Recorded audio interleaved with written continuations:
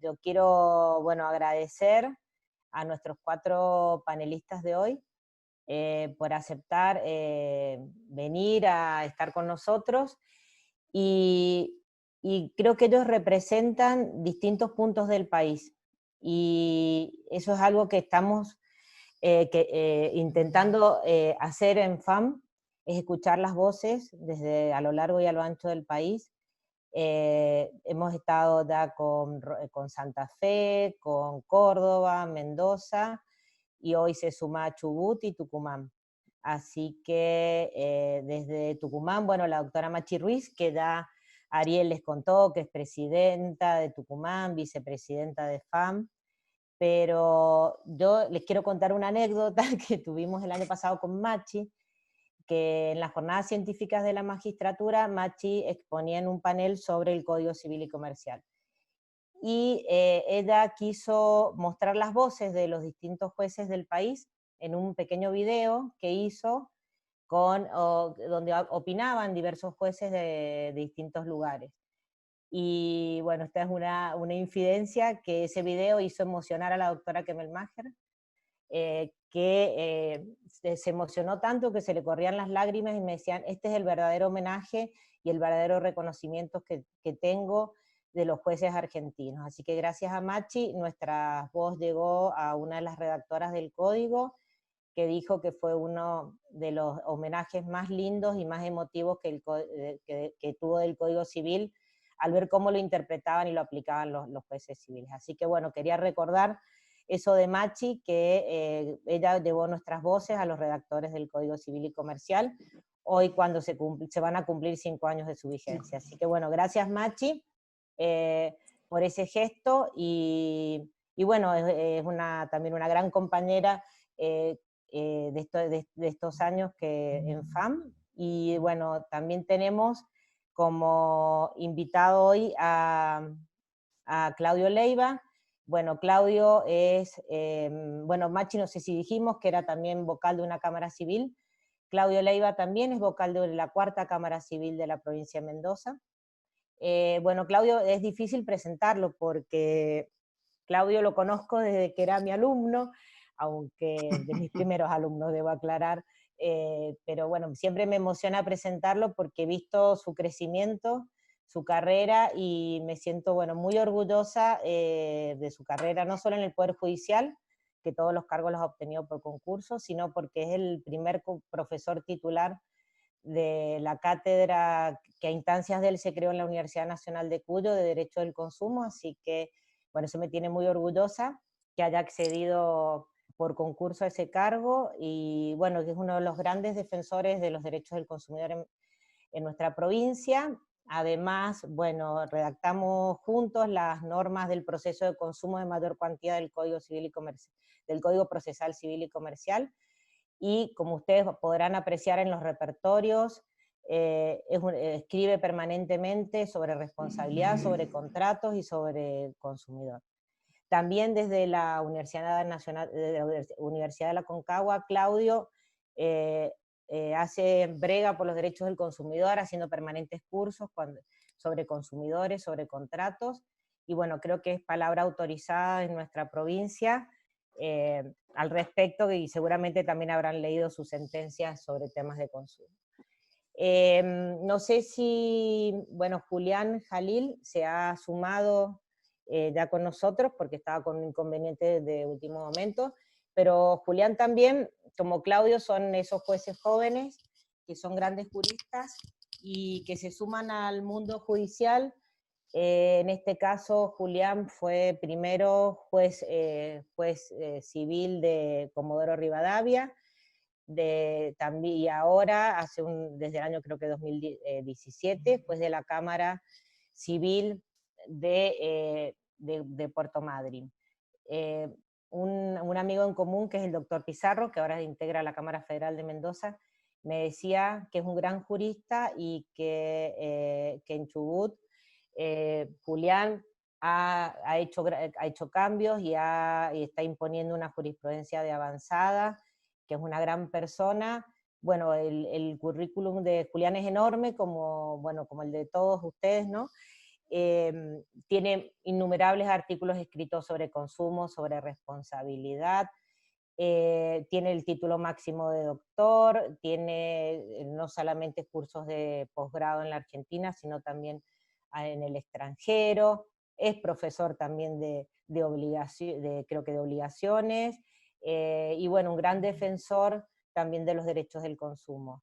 Así que bueno, para nosotros es un honor que Julián se sume a este panel desde el sur, y traiga también esa voz, y bueno, y también tenemos a Marcelo Quaglia, que creo que ya es por todos conocido, su nombre también integra, ¿no?, los repertorios. Si ustedes ponen en la ley Quaglia, van a encontrar innumerables trabajos escritos por él, y en coautoría con la Escuela Rosarina, de Derecho del Consumo, y sus sentencias también son muy valiosas en materia del consumo, da gusto leerlas. Y bueno, Marcelo también tiene la difícil tarea de llevar a cabo las direcciones de posgrados, que tanto dolor de cabeza traen, pero las ha llevado con éxito, tanto la de daños como ahora la de la magistratura. Eh, y bueno, creo que también él ama no solo la función judicial, sino la docencia, y así que bueno, creo que tenemos hoy un panel de lujo con estos 4 expositores de distintas voces.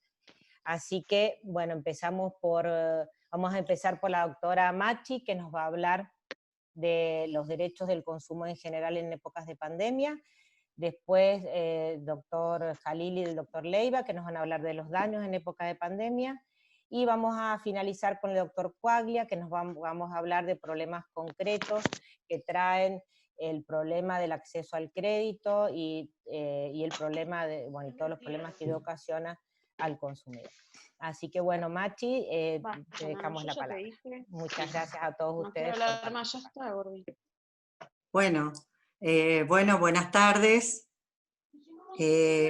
¿Están, Ariel? Estamos... Hola, hola, ¿me escuchan? Sí. Bueno, en primer lugar, muchísimas gracias a Ariel Ariza por tan generosa y amable presentación. La verdad que es para mí un orgullo formar parte de esta federación en la actual composición, tener compañeros como Silvina y tener colaboradores como Valeria, que la verdad que hacen todo posible, y en donde nosotros nos ponemos objetivos y esos objetivos los llevamos a la lucha. Es muy importante tener una coincidencia o un núcleo de coincidencia de principios entre todos nosotros. Ha sido un gran descubrimiento en el último tiempo poder compartir estos espacios con algunas personas que la verdad que son súper trabajadoras, como es el caso de Silvina, y re comprometida. Así que le doy las gracias. Yo sé que se han puesto al hombro toda esta capacitación, se la han puesto al hombro Valeria, Ariel y Silvina, así que los felicito y le agradezco. Por supuesto, cuando Silvina me propone formar parte del panel, realmente no le podía decir que no, más allá que creo que hay un montón de gente que podía haber estado acá haciendo los aportes, pero no podía decirle que no, porque realmente sé de la entrega y del compromiso que ponen ellos, así que era imposible. No conozco a alguno de los expositores, pero sí lo conozco a Marcelo, con quien hemos compartido un viaje, y también ha participado del video de Kemmelmacher, el que le hicimos a Kemmelmacher, que la verdad que ha sido muy, muy lindo, una muy linda experiencia, que como lo dijo Silvina, ha mostrado todas las percepciones que habíamos tenido y que consideramos nosotros, los magistrados de todo el país, cuáles eran los principios que impregnaban la reforma. Así que bueno, dicho esto, les agradezco y les agradezco por estar y por estar presentes acá. ¿Conectamos el power, por favor? Silvina, ahí está. Bueno, como decía Silvina y como decía Ariel, el tema sobre el que yo voy a hablar va a ser un tema genérico. El tema genérico es de los derechos del consumidor durante el aislamiento social preventivo y obligatorio, y después del aislamiento social preventivo y obligatorio. ¿Podés pasarlo, por favor?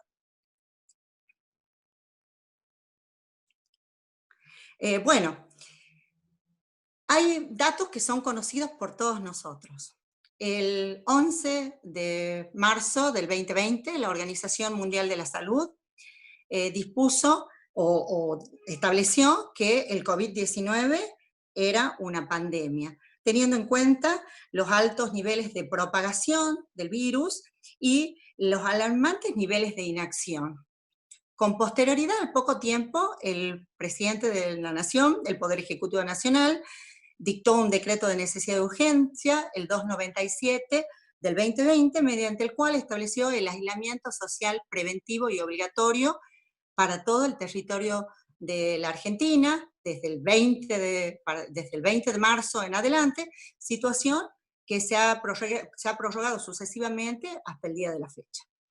Esto produce numerosos cambios. O sea, a raíz de la pandemia cambia el mundo, cambia la Argentina, cambia cada una de las provincias, cambian nuestros hogares, se produce un quiebre en nuestras costumbres, en nuestras familias, en la forma y en nuestros comportamientos.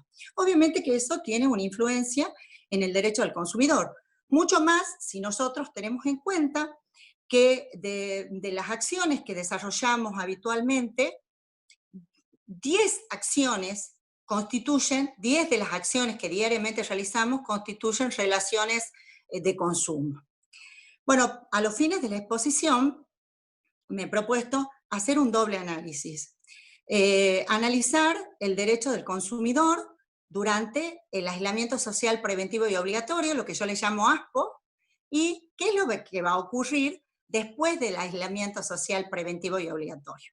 ¿Podemos pasar, por favor? Bueno,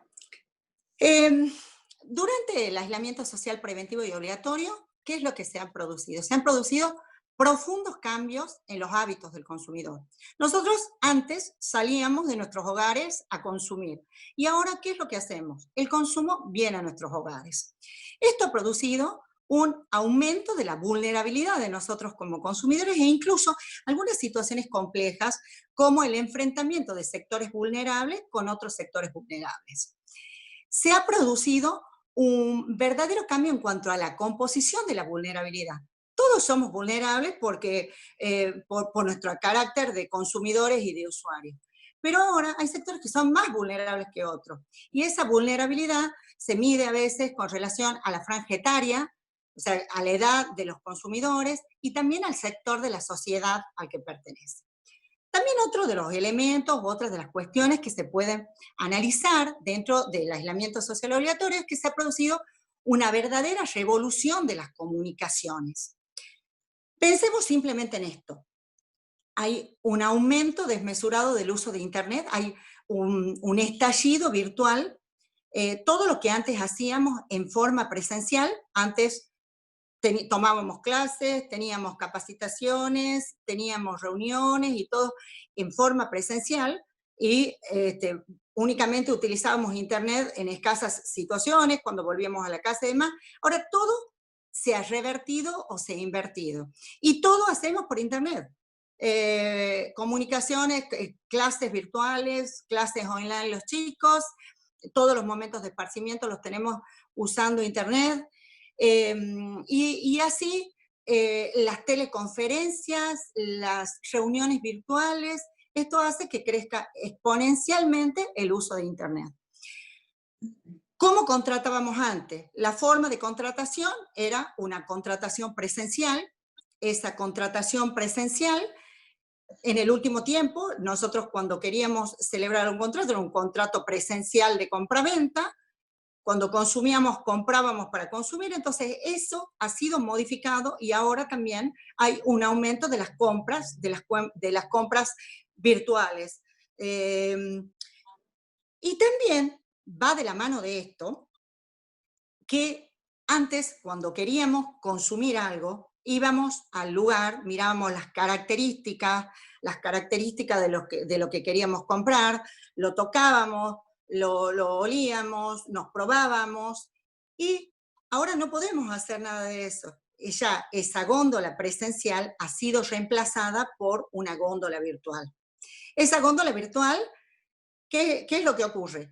No sabemos exactamente en qué consiste el producto, porque normalmente no se establecen cuáles son las características del producto, sino que se acompaña por esto es acompañado por una campaña publicitaria que nos muestra la manera, o se hace una publicidad en el sentido de instalar un determinado producto en nuestra casa. Se presenta el primer problema. El primer problema es el de la publicidad engañosa. Pero durante el aislamiento social preventivo y obligatorio, no solo se produce este problema de la publicidad engañosa, sino también el de la cancelación y el de la reprogramación de eventos, de reservas. También se modifican unilateralmente las formas de cumplimiento del contrato. Es imposible ejercer el derecho de garantía.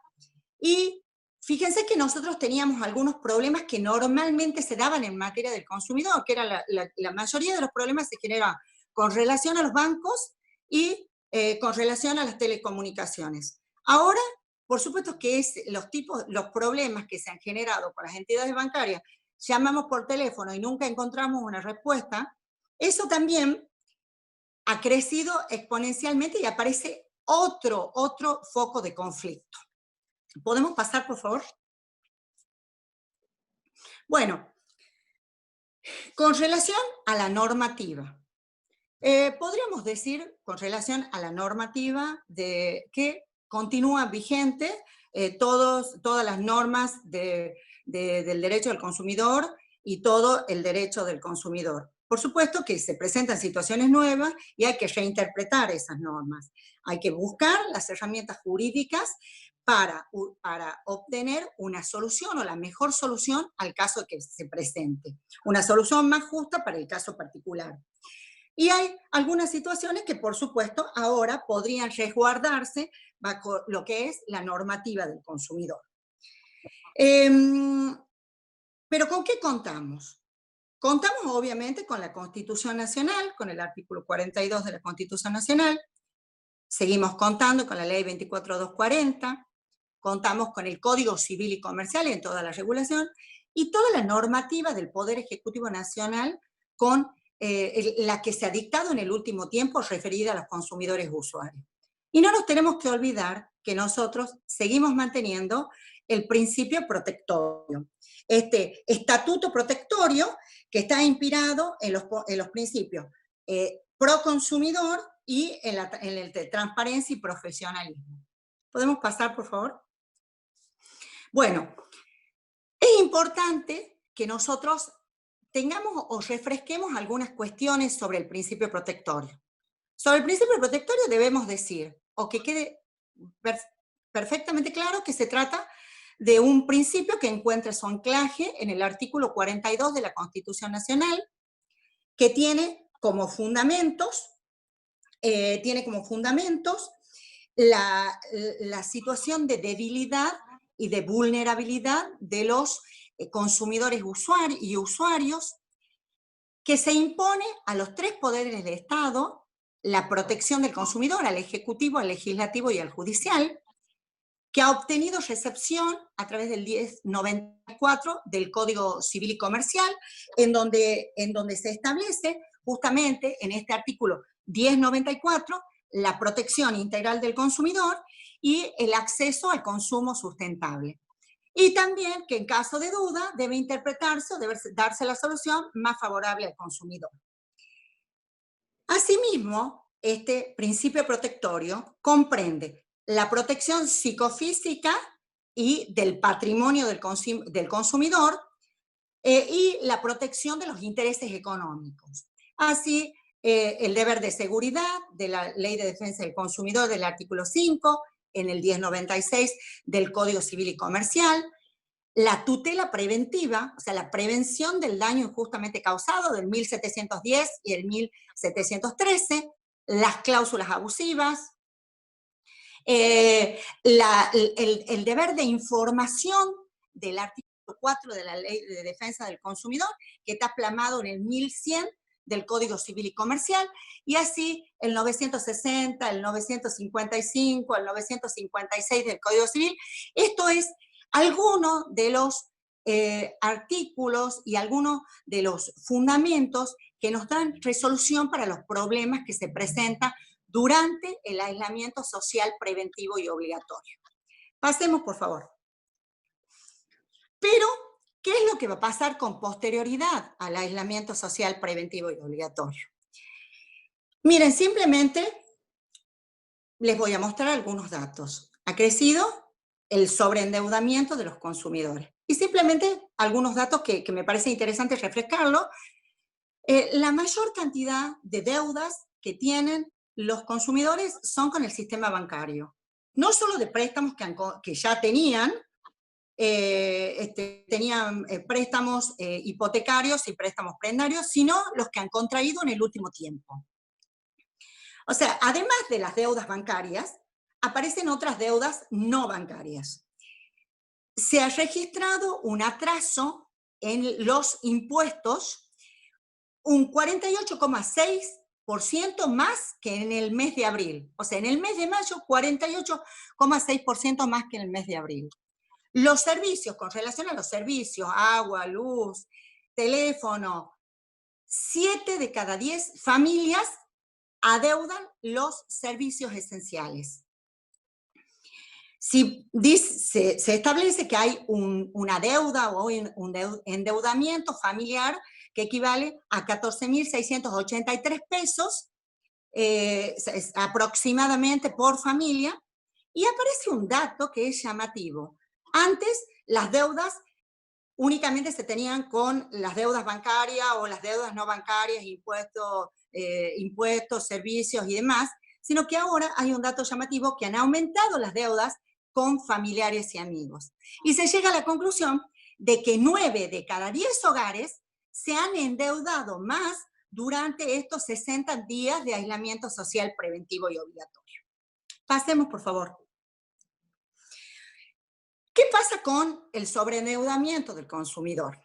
Sabemos bien, y ahí tenemos una experta que después la vamos a hacer hablar, que es Belén Japace, que no contamos con una legislación que establezca o que regule lo que son las quiebras de los consumidores. Pero una consecuencia inmediata de la situación de endeudamiento es la mayor vulnerabilidad en la que se encuentran los consumidores. Lo que se ha visto y se verá muchísimo más agravada después del aislamiento social preventivo y obligatorio. Al respecto, la ley de concursos y quiebras, la ley 24522, presenta una alternativa al sobreendeudamiento de los consumidores. Y el concurso preventivo se presenta como un remedio frente al sobreendeudamiento de los consumidores. Sabemos que no hay una norma específica, pero nosotros podemos, dentro de la Ley de Defensa del Consumidor, la Ley de Concursos y Quiebras, recurrir al capítulo 4, que habla de los pequeños concursos y quiebras. Y a partir de ahí, sabemos que los requisitos son bastante flexibles, pero ahora tendremos que flexibilizarlo mucho más. Y para demostrar la cesación de pagos del artículo 1, bastará el sobreendeudamiento y bastará la confesión como el reconocimiento judicial de la insolvencia. Pero lo más importante es que a partir de ahora es necesario que se agilicen todos estos procedimientos, porque es la manera que se detengan las ejecuciones en contra de los consumidores y estos puedan acomodarse y puedan ir arreglando con los acreedores en cada uno de los casos concretos. Muchísimas gracias. ¿Está? Bien, bueno, muchas gracias. Ahora, las preguntas las vamos a hacer después a todos los panelistas. Ahora vamos a seguir. Julián, ¿te estoy viendo? Ah, perfecto. Sí, ¿cómo estás? No te encontraba. ¿Cómo estás? Bueno, ¿cómo estás, Julián? Bienvenido. Y bueno, ahora te escuchamos, así que bueno, gracias. Bueno, ¿qué tal, Silvana? Muchas gracias por la presentación. Un gran abrazo al querido amigo Manuel Pizarro, el juez de la Cámara Federal de Mendoza y amigo de acá de la Patagonia, que bueno, ahora está transitando la magistratura en las tierras de Mendoza, y bueno, le agradezco por sus palabras, por supuesto que son desmedidas. Antes de entrar a analizar la cuestión, quiero decir algo en relación a la Asociación de Magistrados de Chubut, y como soy...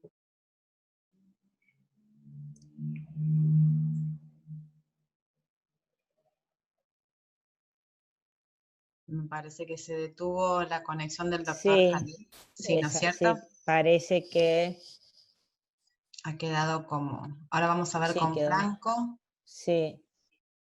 si realmente tiene alguna, digamos, baja en su conexión, como decías vos, Machi, recién, la conectividad en ciertos lugares. Silvi, si querés, mientras vamos viendo y resolviendo ese tema, pasar al ¿Querés doctor que Leiva. pasemos al doctor Leiva si lo dejamos tranquilo a Julián? Exacto, Bueno, ahora lo vamos a como... contactar por privado. Sí, sí. Bien, dale, buenísimo, gracias. Bueno, Claudio, ¿estás por ahí?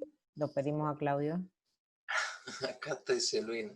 Pero no te... Ahí te veo, Claudio. Bueno, bienvenido, Claudio. Así que bueno, te dejamos en uso de la palabra mientras que... Bueno, a ver qué hora es, porque como me dijiste 15 minutos... 15 minutos, mira, Machi, qué bien que lo respeto. Y tengo que elogiarte. Bueno, no, muchas gracias por la invitación. Todo lo que dijo Silvina, no sé si es tan cierto, pero sí quería devolverte por lo menos algo de lo que siento, que es que siempre fuiste, a pesar de que me llevas poquitos años, siempre has sido para mí una maestra, y una maestra generosa, porque siempre me has generado espacio para que yo pudiera desarrollarme y crecer. Así que bueno, eso, y no digo más nada porque nos vamos a emocionar y no sería conveniente. Bueno, sí, para compartir pantalla, no sé cómo yo comparto. Franco, ¿podés permitir que Claudio comparta la pantalla? Sí, sí. Ya está habilitado. Ahí ya estás está. habilitado. Listo, Claudio, cuando quieras. Bueno, gracias.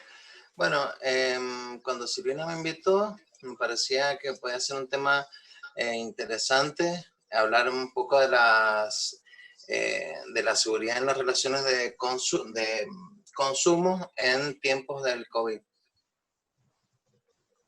Bueno, algunas cosas ya se han dicho, como mencionamos recién, que el día 11 de marzo del 2020, la Organización Mundial de la Salud, bueno, declaró el brote del nuevo coronavirus como una pandemia, y que los distintos países comenzaron a tomar de alguna manera medidas, leyes, reglamentos, resoluciones, fundamentalmente destinados al área de salud, con indudables repercusiones en otras áreas, como, bueno, obviamente en el aspecto económico. Bueno, Nuevas Soluciones, Vázquez Ferreira, en un artículo de hace algunos días, se preguntaba si una primera pregunta que nos viene a la mente es si las respuestas que debe dar el derecho frente a la pandemia son las mismas que se daban con anterioridad al inicio de la cuarentena, o bien si habrá que ir buscando nuevas soluciones. Bueno, creo que esa es básicamente nuestra gran tarea, ver si podemos responder las preguntas con las herramientas o respuestas que ya teníamos, o si tenemos que pensar en nuevas soluciones. Bueno, me pareció importante que Gonzalo Soso, que no sé si está, a quien sigo, él escribe en materia de prevención de daños a consumidores. Se pregunta si hay un derecho a los desastres, si hay un derecho para el gobierno del riesgo. Bueno, y él se plantea justamente ahí tres cuestiones: la política, el derecho y la ciencia, que en realidad son tres aspectos que deben actuar coordinadamente frente a un desastre o un riesgo en particular, y más como ocurre en la actualidad con una pandemia que, bueno, obviamente afecta a 188 países, creo que eran hasta ayer. Bueno, asimismo, las medidas que ha tomado el gobierno, ya sabemos que era básicamente a través del DNU 297 del 2020, establece el aislamiento social preventivo obligatorio, que se fue prorrogando, bueno, para todas las personas que se encuentran en el país, que esto obviamente fue producto del ejercicio del poder de policía. Bueno, yo ahí les he graficado algunos de los aspectos con el uso de tapabocas, bueno, el distanciamiento social, que son medidas que se han tomado a fin de evitar la propagación del virus. Ahora bien, estas medidas generan discusiones, y bueno, ya estamos escuchando, incluso en los programas de televisión, creo que ya son 69 días de cuarentena. Bueno, y Lorenzo tiene una nota a la CNN, creo que era, que reproduce parcialmente Mendoza Online. Bueno, él dice, los gobiernos no pueden avanzar sobre las libertades individuales. En Argentina tuvimos una cuarentena rígida, y ahora donde se puede liberar hay que liberarla, porque no puede ser permanente. Las medidas son válidas por la emergencia, pero tienen que estar limitadas en el tiempo, no pueden ser un estado de excepción. Bueno, fíjense que el tema que comienza con eso que planteamos al principio de las nuevas las soluciones que tenemos que dar a los problemas que se van planteando durante la pandemia, incluyendo todas las medidas que toma el Estado en el ejercicio del poder de policía, van generando repercusiones, y a medida que pasa el tiempo va generando mayores repercusiones. Es decir, que es un tema que se nos dispara para distintos lados, distintos frentes, y tenemos que responder de alguna manera. Pero bueno. Doctor Leiva, disculpe que lo interrumpo, pero no estamos viendo la pantalla que usted está compartiendo. Debería compartirla debajo. Vio que le aparece ahí una flechita verde que dice compartir pantalla. A ver, qué raro. Sí. Bueno, ahí tiene que seleccionarla y buscar en su pantalla dónde está la PowerPoint. Usted presione compartir pantalla. Ahí. Ahí se no. ve o no. No. Ahora empezar a compartir. Exactamente. Ahora sí, doctor, disculpe la interrupción, pero no quería tampoco en el medio de su exposición. Ahí está. Ahora sí la estamos viendo. Empezamos desde la primera. A ver, voy a avanzar un poquito. Porque... Ahí está. Muchísimas gracias. No, a vos. Bueno, un poco esto, el artículo, un punto de partida para lo que me había propuesto, que era el tema de la seguridad en las relaciones de consumo durante la pandemia. Bueno, parecía que era central tener como punto de partida el reconocimiento constitucional del consumidor y el usuario de bienes y servicios en el marco de esa relación de consumo, y el derecho que tienen a la protección de su seguridad, con la proyección indudable que tiene en materia de la salud, de la integridad física, incluso de la vida de los consumidores y usuarios. Bueno, ahora, ¿cómo protegemos justamente la seguridad en el marco de una pandemia? Bueno, ahí había puesto en un cuadrito los núcleos básicos o derechos fundamentales de los consumidores mencionados en el 42, que todos conocemos, o sea que lo paso. Y también, bueno, me parecía que era importante, pero también a esta altura creo que todos sabemos que ese mínimo de derechos que se reconoce en la Constitución constituyen un mínimo inderogable, constituyen o llevan en sí pretensiones de operatividad, pretensiones de inconstitucionalidad, si una norma o algún acto contraría esos derechos de los consumidores, y pretensiones de ineficacia contractual en el caso de que, por ejemplo, haya alguna cláusula abusiva y demás. Bueno, esos serían los derechos básicos que menciona la Constitución. También me parecía importante mencionar que los derechos de los consumidores se ven protegidos también por el principio de irreversibilidad, es decir, que una vez que hemos avanzado en materia de reconocimiento de los derechos del consumidor, al incorporarse al artículo 42 debe garantizarse su pleno ejercicio, la visión totalizadora, indivisible, independiente y universal de los derechos humanos, de los que el derecho de y al consumo forman parte. Bueno, el deber de seguridad. Fíjense que me parecía importante porque aquí podemos hacernos muchas preguntas.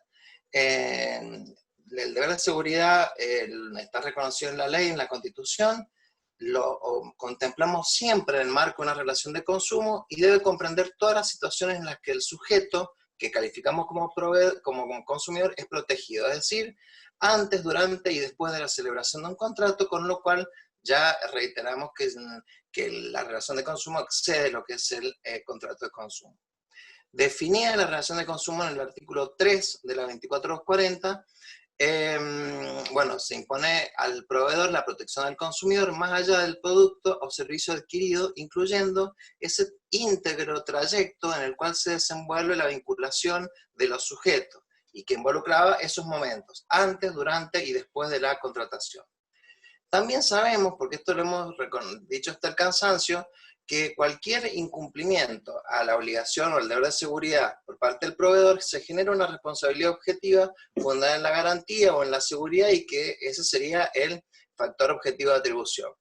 Hoy regulado en el artículo 1722 y 1723 del Código Civil. Ahora bien, debemos mencionar, porque así se ha dicho en las charlas anteriores, justamente la pandemia puede funcionar como un caso fortuito. Entonces eso lo tendríamos que dejar ahí como a un costado para ver cuándo puede llegar a funcionar como caso fortuito que exima de responsabilidad, si corresponde, en cada caso concreto, al proveedor. Es una idea que, bueno, por ahí la tenemos que mencionar porque indudablemente estamos atribuyendo la responsabilidad en forma objetiva. Bueno, el artículo 5 y 6 sabemos que regula de la ley 2440, consagra la protección del consumidor, y bueno, acá hay una indudable vinculación entre la información, la advertencia, la seguridad del consumidor, que excede el producto, el servicio que está adquiriendo el consumidor. Por eso me parece importante que el artículo dice, remarcar lo que dice, que deben ser suministrados las cosas o los servicios en forma tal que utilizados en condiciones previsibles o normales de uso no presenten peligro alguno para la salud o integridad física de los consumidores o usuarios. ¿Esto qué implica? Bueno, que nosotros complementamos la información con la seguridad y bueno, dentro de la información también a fin de proteger la seguridad del consumidor tenemos que cumplir con una exigencia adicional que es la advertencia de cualquier peligro o riesgo que pueda generarse en la utilización del producto o del servicio. Bueno, también esto se desarrolla en el artículo siguiente, cuando se habla de cosas y servicios riesgosos, que todos conocemos, que también hay que garantizar la seguridad de los mismos, bueno, etcétera, etcétera. Bueno, me parecía importante que todo esto que hemos dicho y que permite describir y encuadrar lo que es el deber de seguridad en las relaciones de consumo fue mencionado ya por Lorenzetti en su obra Consumidores, y luego esta expresión, este párrafo se repite en el caso Mosca, y de allí en más lo podemos encontrar en numerosos precedentes jurisprudenciales que abordaron la temática. Bueno, fíjense que ahí lo que nos interesa es que el deber de indemnidad abarca toda la relación de consumo, incluyendo hechos jurídicos, actos unilaterales o bilaterales. Entonces esa es la amplitud del deber de seguridad.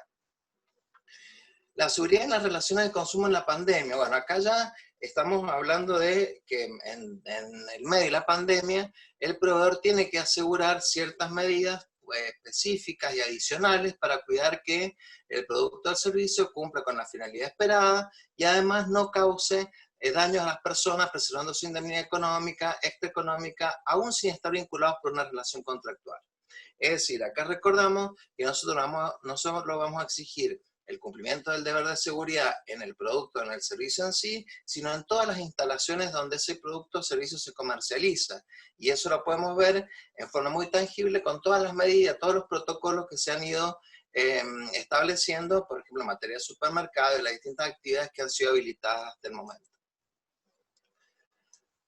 Bueno, un aspecto a considerar, bueno, la prevención de riesgos en supermercados frente al coronavirus, barreras de protección, de seguridad, lo que implica un gran esfuerzo también por parte de las autoridades y de los proveedores a fin de reducir las posibilidades de que en el interior del hipermercado o supermercado se propague la enfermedad.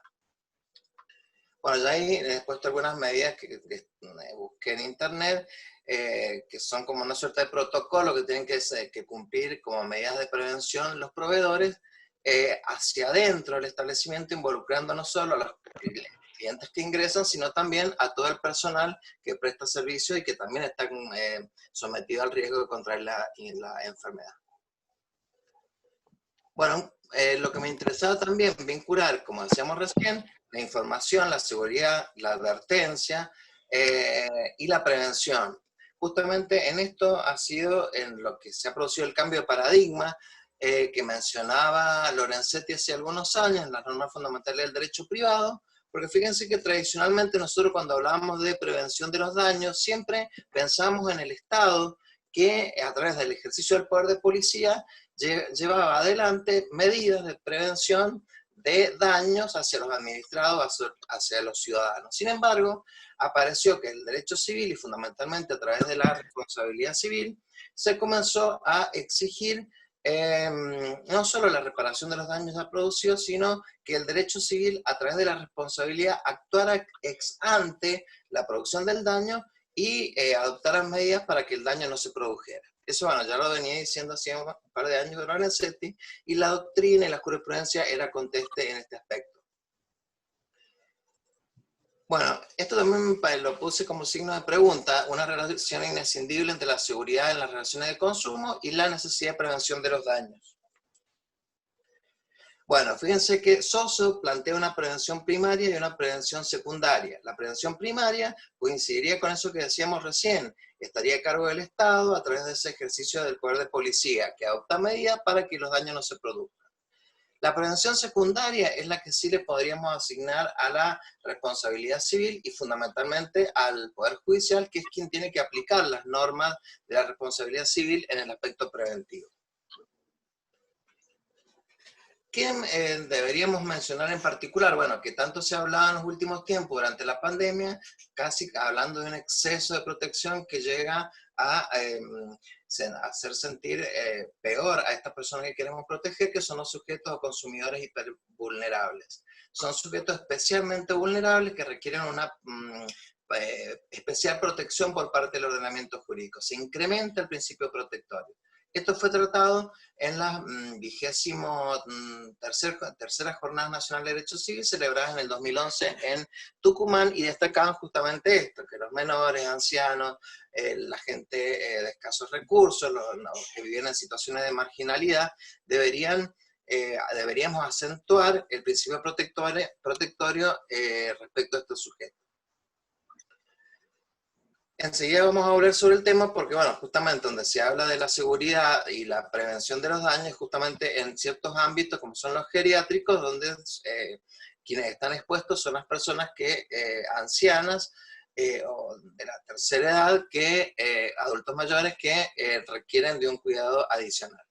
Sabemos que el 1708 incorpora la función preventiva de la responsabilidad, que ya venía siendo desarrollada por la doctrina y la jurisprudencia anterior al Código Civil y Comercial. Ahora lo tenemos expresamente plasmado. Y tenemos básicamente una coincidencia, porque el artículo 52 de la Ley 2440, desde sus inicios, regulaba las acciones judiciales y decía que el consumidor y el usuario podrán iniciar acciones judiciales cuando sus intereses resultan afectados o amenazados. Es decir, que ni siquiera necesitamos una afectación o lesión actual. Bastaba que hubiera una amenaza. Entonces, esa amenaza de un interés de un consumidor habilitaba a actuar preventivamente. Bueno, ya todos sabemos que el artículo 1711 habla de la acción preventiva, que requiere, bueno, que haya una omisión, acción antijurídica, que amenace la producción de un daño, su continuación o agravamiento y la relación de causalidad, y que no exigimos ningún factor de atribución. La legitimación, eso es muy importante, basta que el que pide la medida de prevención acredite un interés razonable en la prevención del daño. Por último, en la sentencia, que puede incluso dictar una medida de prevención el juez de oficio, puede ser una sentencia que en forma provisoria o definitiva establezca una obligación de dar, hacer o no hacer según corresponda. Y en lo que aquí me interesa destacar es que siempre, como no vamos a requerir factor de atribución, se debe ponderar los criterios de menor restricción posible y de medio más idóneo para asegurar la eficacia en la obtención de la finalidad. Es decir, un equilibrio, una ponderación que tiene que hacer el juez entre la menor restricción posible al sujeto a quien le impone esa obligación de dar, hacer o no hacer, y por otro lado, el medio más idóneo para asegurar la eficacia en la obtención de la finalidad. Ya casi termino. Bueno, en materia de publicidad tenemos ahí una norma puntual que permite la cesación de la publicidad ilícita, una norma en materia de tutela preventiva, y también fíjense que el artículo 45 de la 2440 habilita a la autoridad de aplicación que ordene como medida preventiva el cese de la conducta que se reputa en violación de la ley, y después en el otro párrafo dice, la autoridad de aplicación contará con amplias facultades para disponer medidas técnicas, admitir pruebas o dictar medidas de no innovar. Es decir, que también la autoridad de aplicación puede llevar adelante medidas de prevención en el marco del procedimiento administrativo. Bueno, la pretensión preventiva puede canalizarse a través de todas estas figuras procesales que conocemos: proceso de conocimiento, amparo, habeas data, medidas cautelares, autosatisfactivas y anticipatorias. Eso es lo que se reflejó en las jornadas marplatenses, tercera jornada marplatense de responsabilidad civil y seguros. Ahí les he puesto algunas medidas de prevención de daños en la pandemia, como por ejemplo medidas preventivas contra quien propaga el virus, contra quien incrementa el número de infectados, empeora la situación existente, desoye las órdenes de la autoridad, o quien infringe de modo injustificado las normas dictadas por la autoridad. Bueno, y para terminar me parecía interesante, para cerrar todo lo que hemos planteado, que sé que han sido muchas ideas que disparadoras que traté de aunar a partir de la necesidad de proteger la seguridad de los consumidores y usuarios, y también adoptar medidas de prevención en pos de esa protección. Bueno, fíjense que este caso fue un amparo que planteó Residencia Arce SRL, es decir, el representante legal de esta residencia de ancianos, en donde lo que él pedía es que se hicieran semanalmente, se proveyeran para todas las personas que estaban internadas ahí y para el personal que trabajaba, que se le proveyeran las pruebas, los test PCR para detectar si algún residente portaba el virus. Entonces, bueno, se le hizo lugar parcialmente. Eso me parece importante porque, como decía el 1713, el juez debe ponderar la menor restricción posible y la medida que sea más idónea para obtener la finalidad. Entonces, no le proveyó de todos los test en forma semanal para todas las personas, sino que dispuso que se cumpliera con todo el protocolo de actuación para prevención y manejo de casos sospechosos, y a quienes presentaran algún síntoma, ahí sí se le otorgaría el test PCR para detectar si tiene o no el virus. Bueno, me parecía interesante una sentencia 26 Carilla, me parece interesante porque tiene un montón de contenido para, por lo menos para cerrar estos temas y para disparar otros temas seguramente. Bueno, entonces se hizo lugar simplemente en forma parcial a la media. Se calificó ahí, eso me parece también importante, no como un amparo individual, sino que involucraba derechos de incidencia colectiva. Bueno, ahí se destacó que no existe posibilidad de goce individual del derecho a la salud, la vida, el pleno goce de los derechos, sin referencia explícita al goce de tales derechos por la comunidad del establecimiento en que residen y trabajan. En consecuencia, corresponde que la pretensión sea analizada bajo los parámetros que impone la presencia de un amparo colectivo. Bueno, eso me pareció importante e interesante para el que lo quiera leer. Bueno, y como reflexión final, como hablábamos al principio de preguntas, de tiempos de incertidumbre, yo creo que esta frase, no sé si la pusiste vos alguna vez, Silvina. Paulo Freire decía que todos nosotros sabemos algo, todos nosotros ignoramos algo, por eso aprendemos siempre. Así que bueno, con esta frase me despido y muchas gracias por la invitación. Bueno, gracias Claudio. Bueno, excelente, muy interesante todo lo que nos contaste del deber de seguridad y todas las prevenciones que tenemos que tener en cuenta, ¿no?, para proteger a los consumidores. Y ahora vamos a seguir, no sé si Julián se pudo conectar. A ver. No sé. Sí, ahí te veo, Julián. ¿Cómo estás, Julián? Claudio, ¿podrías dejar de compartir pantalla, por favor? Espérate, ¿cómo se hace? Acá. Ahí está. Bien, gracias, Claudio. No, de nada. Bueno, Julián, ya te volví a perder. Y a ver, ya va. Ya. No sé, Julián, a ver. Sí, si me escuchan, acá estoy. Ahora te escuchamos, sí, ahora te estamos Yo los veo escuchando, bien y Julián. los escucho. Sí, ahora te estamos escuchando, sí. Bien, bueno, Bien, bienvenido, bueno, Julián, gracias, y ahora gracias. espero que no se corte. Sí, le pido ante todo disculpas por las cuestiones técnicas que tuve al inicio de la conferencia y en esta oportunidad, pero bueno, creo que ahora, por ahora están subsanadas. Ningún problema. Quería decirte que te agradezco mucho la presentación, un poco lo estaba diciendo, le quería agradecer al doctor Manuel Pizarro por sus palabras. En lo personal, y como miembro de la Asociación de Magistrados de Chubut, tengo que agradecer a la Federación Argentina de la Magistratura, que ha estado siempre encima de la Asociación de Magistrados de Chubut, apoyándola y acompañándola en una situación difícil que estamos atravesando porque ya estamos a 3 días de estar a 3 meses de atraso en los sueldos.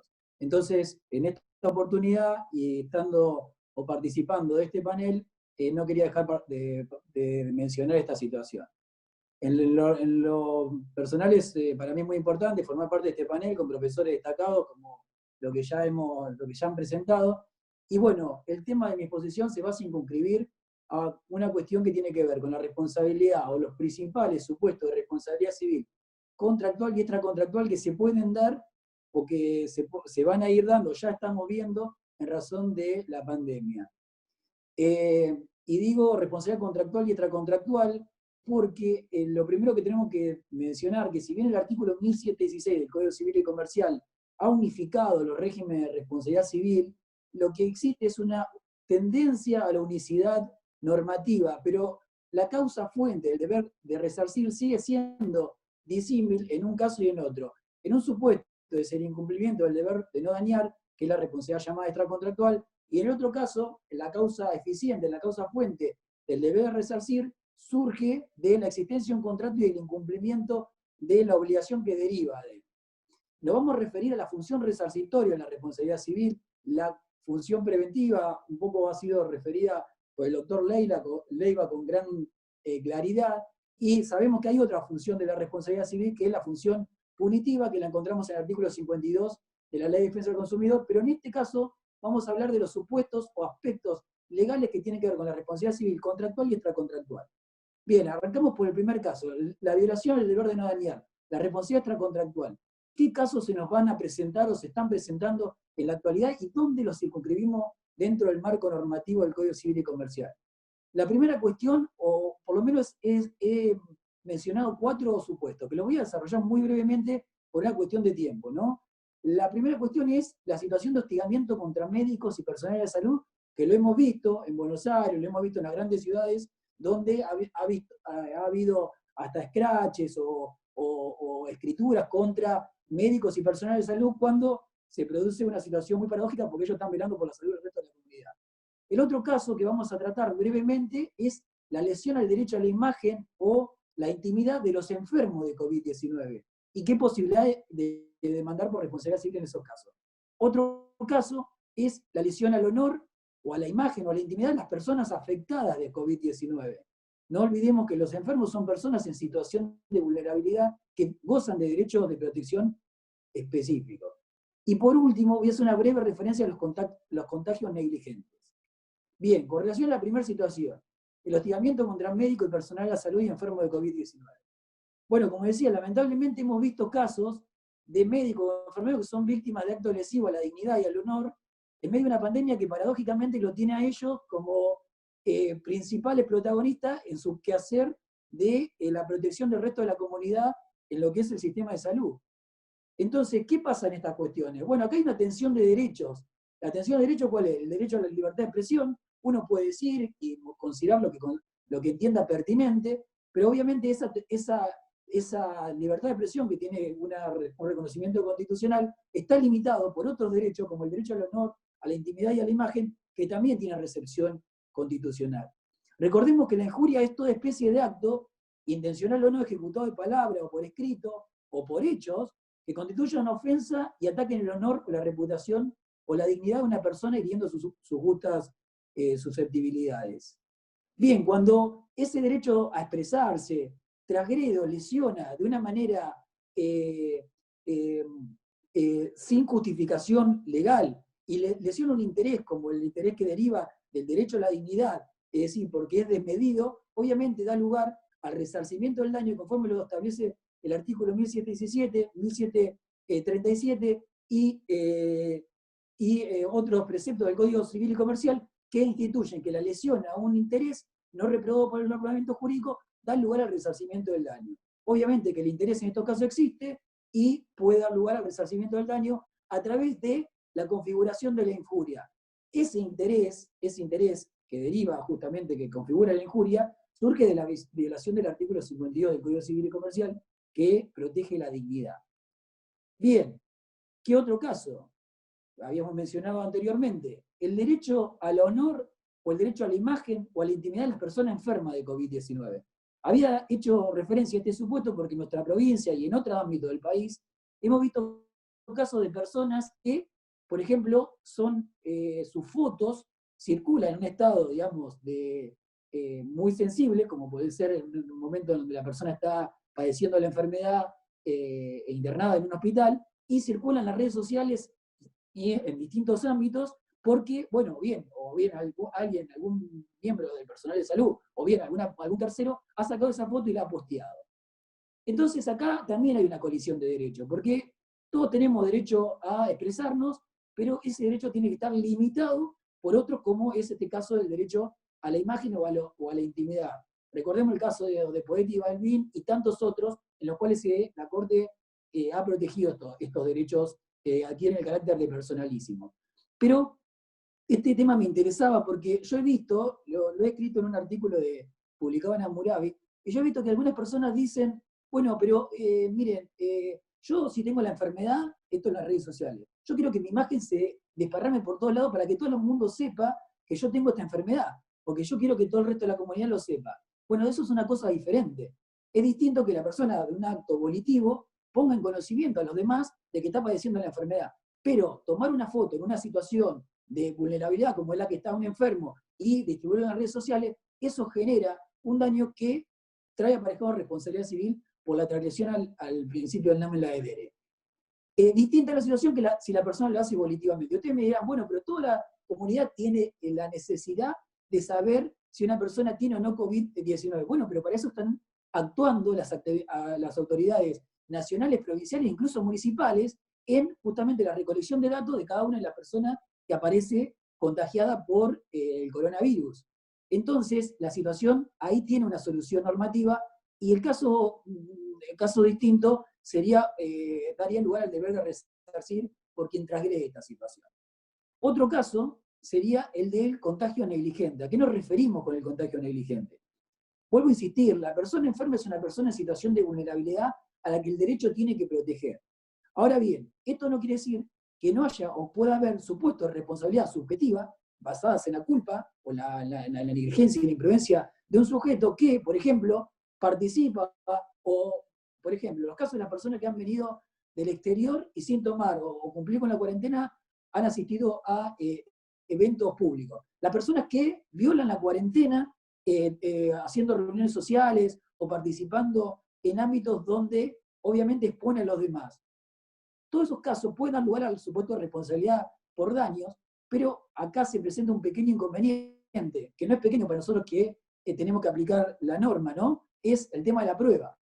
Bueno, yo Silvana, yo te lo voy a pasar, lo he desarrollado un artículo publicado también, en este caso en la revista La Ley, en el último suplemento, la responsabilidad civil y seguro, donde digo que a través de un sistema de premisa mayor, premisa menor y conclusión, es decir, recurriendo a indicios y presunciones y silogismos lógicos, podemos invertir la carga de la prueba en estos casos, a través de una facultad que surge el artículo 1735 del Código Civil y Comercial, que, como todos sabemos, receptó lo que se conoce como las cargas probatorias dinámicas. El juez puede en esos casos decir, bueno, usted que violó la cuarentena, que estuvo en esta situación, ¿no?, deberá probar que no fue usted el que contagió. Entonces invertimos la carga de la prueba para estos casos, insisto, casos de contagio negligente, casos de personas que en desaprensión a las circunstancias que estamos viviendo, que son públicas y notorias, ponen en riesgo al resto de la sociedad y causan daños a través del contagio. Bien, ¿qué pasa con la responsabilidad contractual? Bueno, acá tenemos una serie de instituciones que las voy a referir por una cuestión de tiempo, pero simplemente las voy a mencionar, que son las que con las que vamos a tener que trabajar en los próximos meses cuando reactivemos el servicio de justicia en toda su dimensión. Yo sé que algunas provincias ya lo tienen reactivado, nosotros estamos en ese proceso, pero bueno, yo creo que los primeros casos que tengan que ver con responsabilidad contractual van a tener que ver con la imprevisión, el caso fortuito, la aplicación de la frustración del fin del contrato y la suspensión de cumplimiento. Brevemente me refiero a cada uno de ellos. Sabemos que en materia contractual y de responsabilidad contractual hay dos tipos de incumplimiento: el incumplimiento definitivo y el temporario. Y también el incumplimiento puede ser parcial o total. Y en base a eso, estas instituciones dan distintas posibilidades.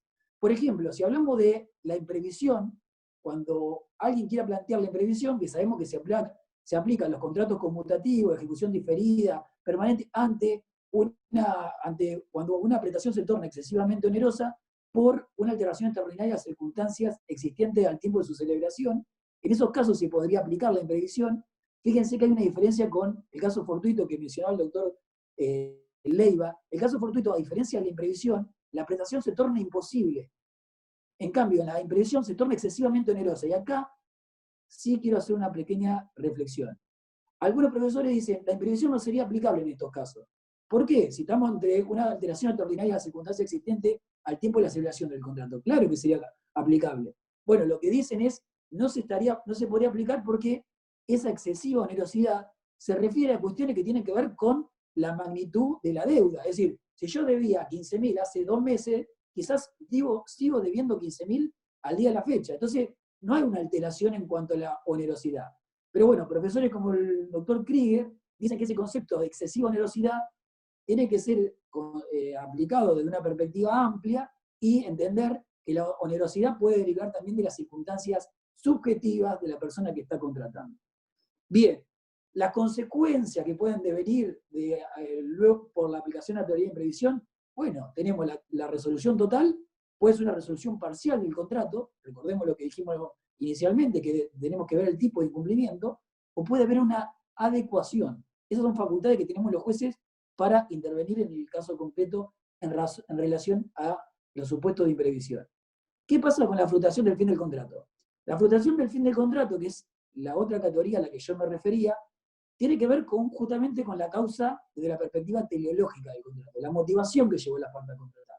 Que en muchos casos esa motivación puede caer. Por ejemplo, si existe un contrato de alquiler con fines turísticos dentro del tiempo de la pandemia, obviamente que se produce una frustración definitiva de la finalidad del contrato y se puede solicitar en esos casos la resolución, que es operativa por parte de quien la invoca desde el momento de que solicita esa declaración a la otra parte. Pero la frustración también puede ser temporaria. ¿Cuál sería el ejemplo? Un alquiler de un salón de evento porque iban a entregar el título de una persona que se estaba por recibir de abogado. Resulta que acá en nuestra provincia, por ejemplo, pasó que la Universidad Nacional de la Patagonia suspendió la entrega de los títulos. Entonces, esa entrega de los títulos se diferió para cuando se pueda reactivar las actividades. Evidentemente, eso es un caso de frustración temporaria. Entonces, las partes pueden convenir y que el cumplimiento de la prestación se produzca en un tiempo posterior. Vuelvo a insistir, en estos casos también hay dos posibilidades, o bien la resolución del acuerdo contractual, o bien la renegociación. Por último, la suspensión de cumplimiento. Esta suspensión de cumplimiento está regulada en el artículo 1031, permite que cuando las partes se deben simultáneamente prestaciones, una de ellas ofrezca o no cumpla hasta el momento que la otra cumpla o ofrezca cumplir. Es una función preventiva en materia contractual y también es una herramienta de la cual las partes van a acudir, y esto lo vamos a ver en vía jurisdiccional, para solicitar, por ejemplo, que se mantenga su prestación sin cumplir hasta que la otra parte pueda cumplir. ¿Por qué? Porque puede tener interés en el cumplimiento de esa prestación.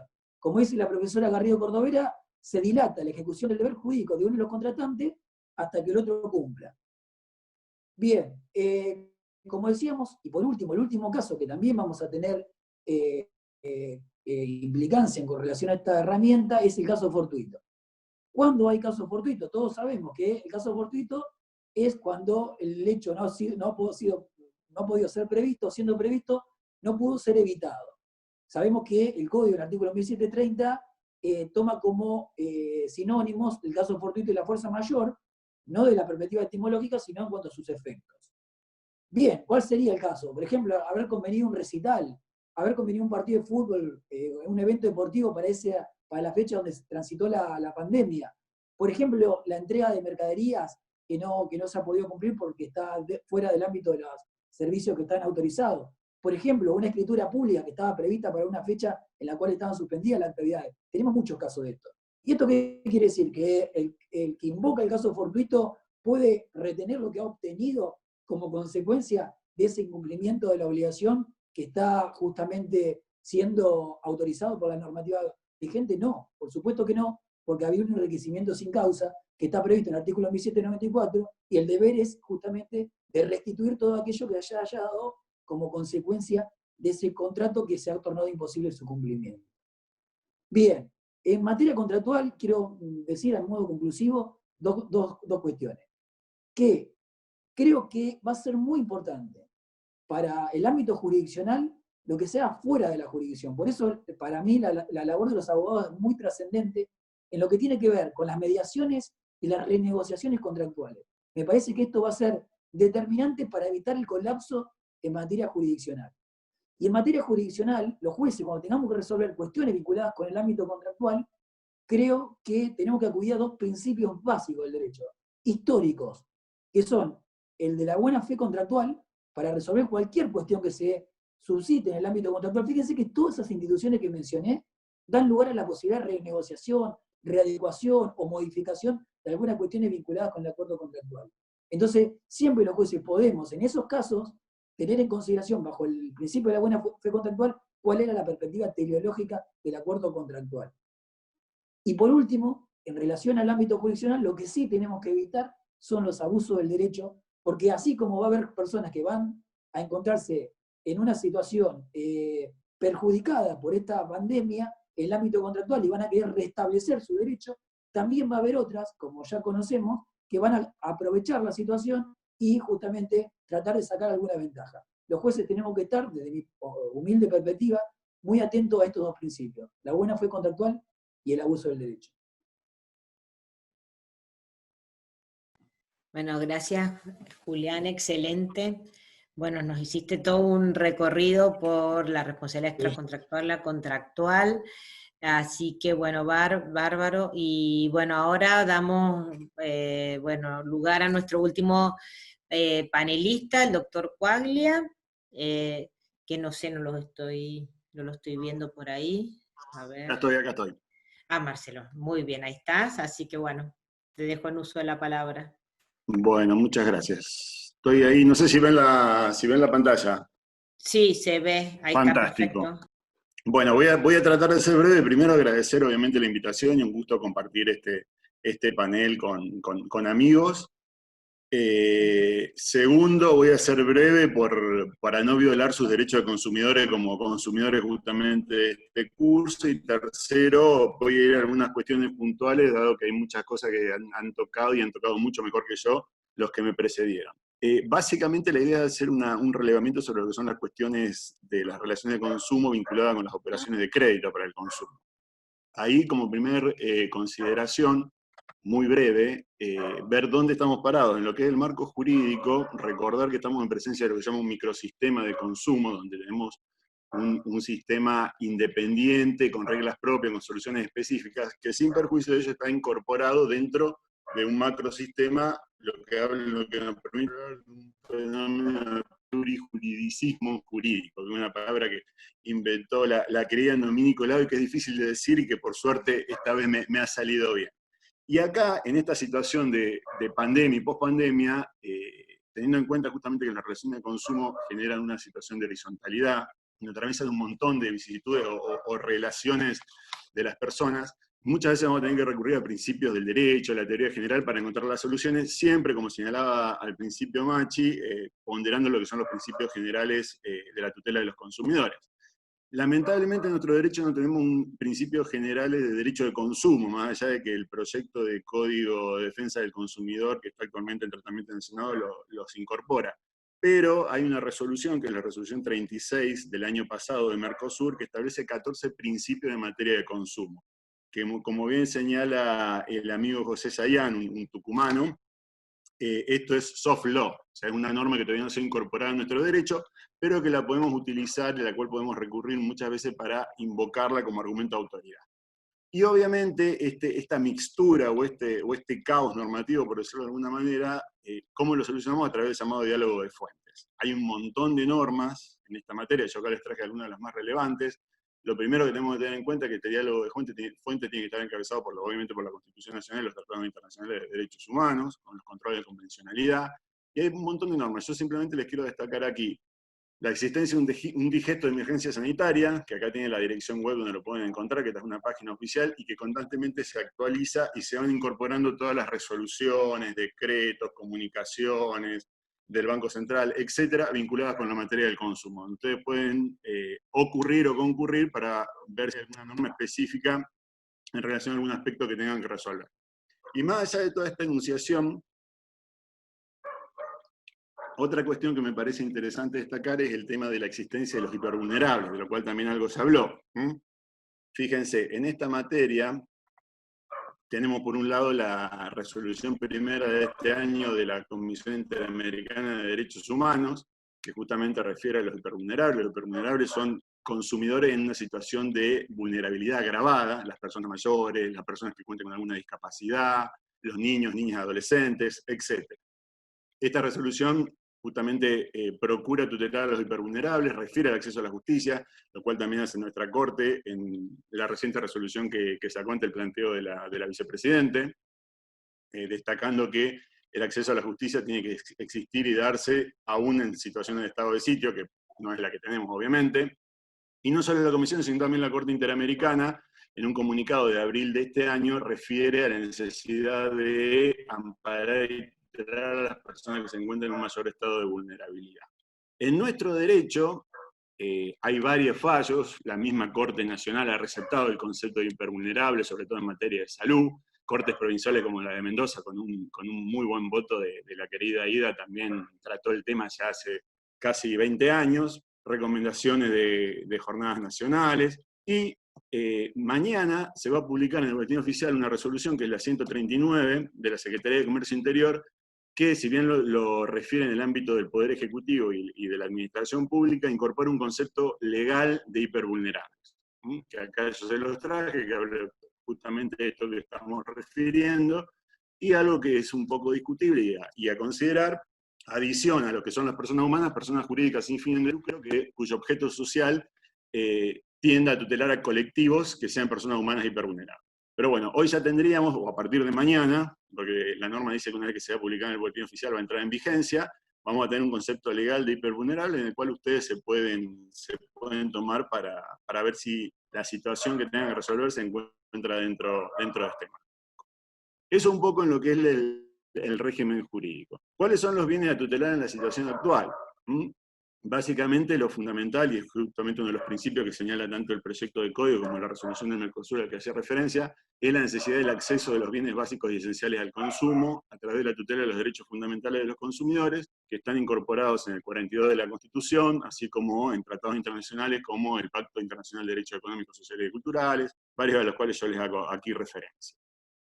Dentro de estos derechos fundamentales, uno de los derechos que se tutela como fundamentales es los intereses económicos, lo cual se vincula obviamente con la cuestión del acceso al crédito al cual estamos haciendo referencia. No es el único, el trato digno y equitativo, por ejemplo, también se relaciona con el acceso al crédito, etc. Y recordar también que hoy nos encontramos, cuando hacía referencia a la cantidad de normas existentes, estaba enunciada, nos encontramos en un estado de emergencia que se encuentra agravado. O sea, ya en diciembre del año pasado se había sancionado una ley, que es la 27.541, que determinaba el estado de emergencia en nuestro país en innumerables situaciones. Ese estado de emergencia se ha agravado, lo cual implicó obviamente una intervención mayor del Estado, y recordar que la Corte, ya con referencia a lo que fue la crisis del 2001, analizó en este fallo que yo le incorporo acá, que es Fedret contra Massey, la existencia del vínculo que sea entre la relación de consumo y el estado de emergencia. Lo que hay que hacer es conjugarlos y hacerlos actuar en conjunto. No puede ser que uno prime sobre el otro, sino que tenemos que integrarlos y dar la solución más justa y más razonable para el caso concreto. Ya entrando en lo que es el crédito al consumo, algunas cuestiones a considerar, algo que Machi ya destacó, la existencia de un cambio en los hábitos del consumidor.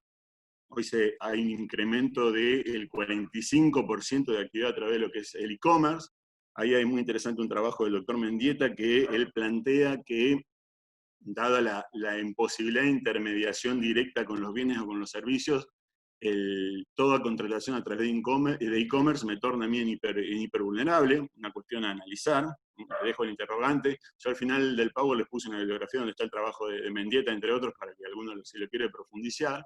Y una cosa muy interesante en esto del e-commerce es la relación o el vínculo que sea entre los TIC, las técnicas de la información y la comunicación, y el crédito. Todo el uso de la inteligencia artificial en la intermediación del crédito. Nosotros todavía estamos un poco lejos de eso, pero para que ustedes tengan una idea, por ejemplo, en Estados Unidos hay páginas como Mercado Libre en Argentina, pero que intermedian entre la persona que quiere dar un crédito y la persona que quiere recibir un crédito. Así como acá tenemos Booking o tenemos Mercado Libre, se genera eso justamente en materia de financiación. Algún día llegará eso acá y vamos a tener los problemas jurídicos que resolver en esa materia. Lo que sí tenemos en Argentina es lo que se llama las fintech. Las fintech son financieras digitales. Es un acrónimo, como ven ahí, de Financial Technology. Las fintech son organizaciones que simplemente uno a través de un celular y una tarjeta de crédito puede acceder a créditos, productos, servicios, etc. Cuestión que se reguló recientemente por parte del Banco Central a través de una comunicación, porque antes estaban totalmente desreguladas, y simplemente como para llamar la atención sobre este fenómeno, para que lo tengamos en cuenta, fíjense, hace poco salió una nota donde justamente la autoridad de aplicación, el Estado, interpuso una denuncia penal contra varias fintech, acusándolas de usura, estafa, usura crediticia y violación de datos personales. ¿Por qué? Porque se empezaron a hacer débitos indebidos, gastos que no correspondían en operaciones que se habían realizado a través de fintech, y tasas abusivas con un costo financiero total, como ustedes pueden ver, de más o menos un 1.500% anual. Donde justamente, y volvemos a lo que estábamos hablando antes, si ustedes ven en lo que es el título de la nota, los mayores perjudicaron a jubilados y beneficiarios de la asignación universal, que obviamente entran dentro de este concepto que hacemos referencia al principio, de los llamados hipervulnerables. Otra cuestión a tener en cuenta, y de la cual no me voy a detener, porque seguramente a Belén la vamos a sumar al diálogo que se haga al final, es la posibilidad o el riesgo alto, que también algo se destacó, del sobreendeudamiento, el llamado sobreendeudamiento pasivo, sobre todo, que es aquel donde la persona no incorpora un factor subjetivo de responsabilidad. O sea, no es que yo gasté plata y por eso me sobreendeudé, sino que circunstancias externas a mí, como sería la crisis de la pandemia, me llevarán a eso. Puede ser también, no sé, una separación, una incapacidad. Esos son supuestos de sobreendeudamiento. Yo creo que se van a generar muchas, sobre todo con cuestiones vinculadas al acceso al crédito, acciones colectivas, específicamente relativas a intereses pluriindividuales homogéneos, donde podríamos poder utilizar todo lo que nos comentaban Gonzalo y Valeria la clase pasada. Y después tenemos, obviamente, una herramienta muy, muy interesante y que hemos visto que ha funcionado en el pasado, que es la aplicación del esfuerzo compartido. Eso, más allá de que hay una norma específica que lo prevé, que esta ley de emergencia a la que hacemos referencia, en el artículo 60, plantea la aplicación del esfuerzo compartido para los planes de ahorro y los créditos UBA, tenemos un margen mayor de aplicación y tenemos la posibilidad de, en una actitud proactiva, buscar de aplicarlo o ejercitarlo en otras situaciones o en otros aspectos vinculados a esta temática. Y otra solución que se ha dado a nivel normativo es el congelamiento de cuotas, la suspensión de ejecuciones o el diferimiento de pago de diferencias o de totales. Que esto se ha dado específicamente en materia de plan de ahorro, pero una resolución del IGJ, en crédito hipotecario y en lo que es el crédito del sistema financiero. Que son todas soluciones temporales, o sea, no hay una solución definitiva y el problema, en realidad yo creo que se está difiriendo para una situación de mayor normalidad. No sé si vamos a llegar a esa normalidad o no. Justamente en esta materia, les traigo a colación, hoy en el suplemento de la ley, se publicaron 2 artículos muy interesantes que tratan estos temas. Uno de Sandra Frustagli y otro de Matías Italiano, uno relativo a los créditos hipotecarios en UBA, y otro vinculado al plan de ahorro, que se les recomiendo por ahí que lo consulten y lo traten de ver. Bueno, ¿qué cuestiones tenemos que considerar con este margen o con este esquema o con esta situación? Primero, es probable que se hagan muchos planteos cautelares de adecuación de cuotas, aun cuando esas cuotas hoy estén congeladas. Es más, han salido algunos fallos posteriores a la pandemia vinculados con esta cuestión, donde las opciones pueden ser retrotraer el valor de la cuota a una fecha determinada, determinar un porcentaje de salario. Por ejemplo, hay una comunicación del Banco Central que establece en materia de crédito SUBA que no se puede afectar más de un 35% del salario de la persona, actualizar esa cuenta conforme tasas bancarias y no como las hacían los planes de ahorro o aquellos que nos den esos préstamos.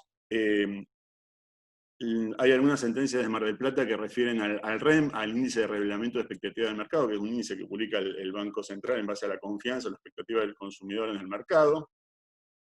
Y otra cosa que también podemos hacer que es interesante es aplicar la teoría del esfuerzo compartido, pero justamente a la cautelar. O sea, como ustedes saben, el sistema de plan de ahorro, esto se aplica justamente a los planes de ahorro, es un sistema donde hay una conexidad de contratos y si yo no pago mi cuota, en realidad perjudico a todo el grupo porque no se puede en teoría acceder a ese bien. Si yo reduzco la cuota de la persona que inicia la pretensión, la idea del esfuerzo compartido sería que no la reduzca al 100%, o sea, no la congele a una situación anterior a la crisis, sino que tenga que abonar algo porque hubo un incremento en el valor del bien, y que la diferencia de ese incremento lo aporte la contraparte. Entonces las dos, en un esfuerzo en colaboración, sustentan o preservan el sistema de grupo. Otra cuestión a tener en cuenta en este aspecto y en materia de consumo es la exigencia o no de contracautela. Esto se vincula con el artículo 53 de la Ley de Defensa del Consumidor y el acceso gratuito a la justicia, donde se discute o se debate si ese acceso gratuito alcanza o no la contracautela. Hay una sentencia del año 2008 del Tribunal de Federación que lo extiende expresamente, y la Corte hace un par de años también, en una sentencia considerando la especial situación de vulnerabilidad de la persona que estaba involucrada en cuestiones de salud, entendió innecesario exigirle una contracautela porque eso indirectamente lo privaba del acceso a la justicia. Porque ustedes saben que las cautelares usualmente lo que hacen es tratar de hacer efectiva la sentencia que se difiere en el tiempo. Se me piden hoy que haga una especie de adelantamiento de opinión.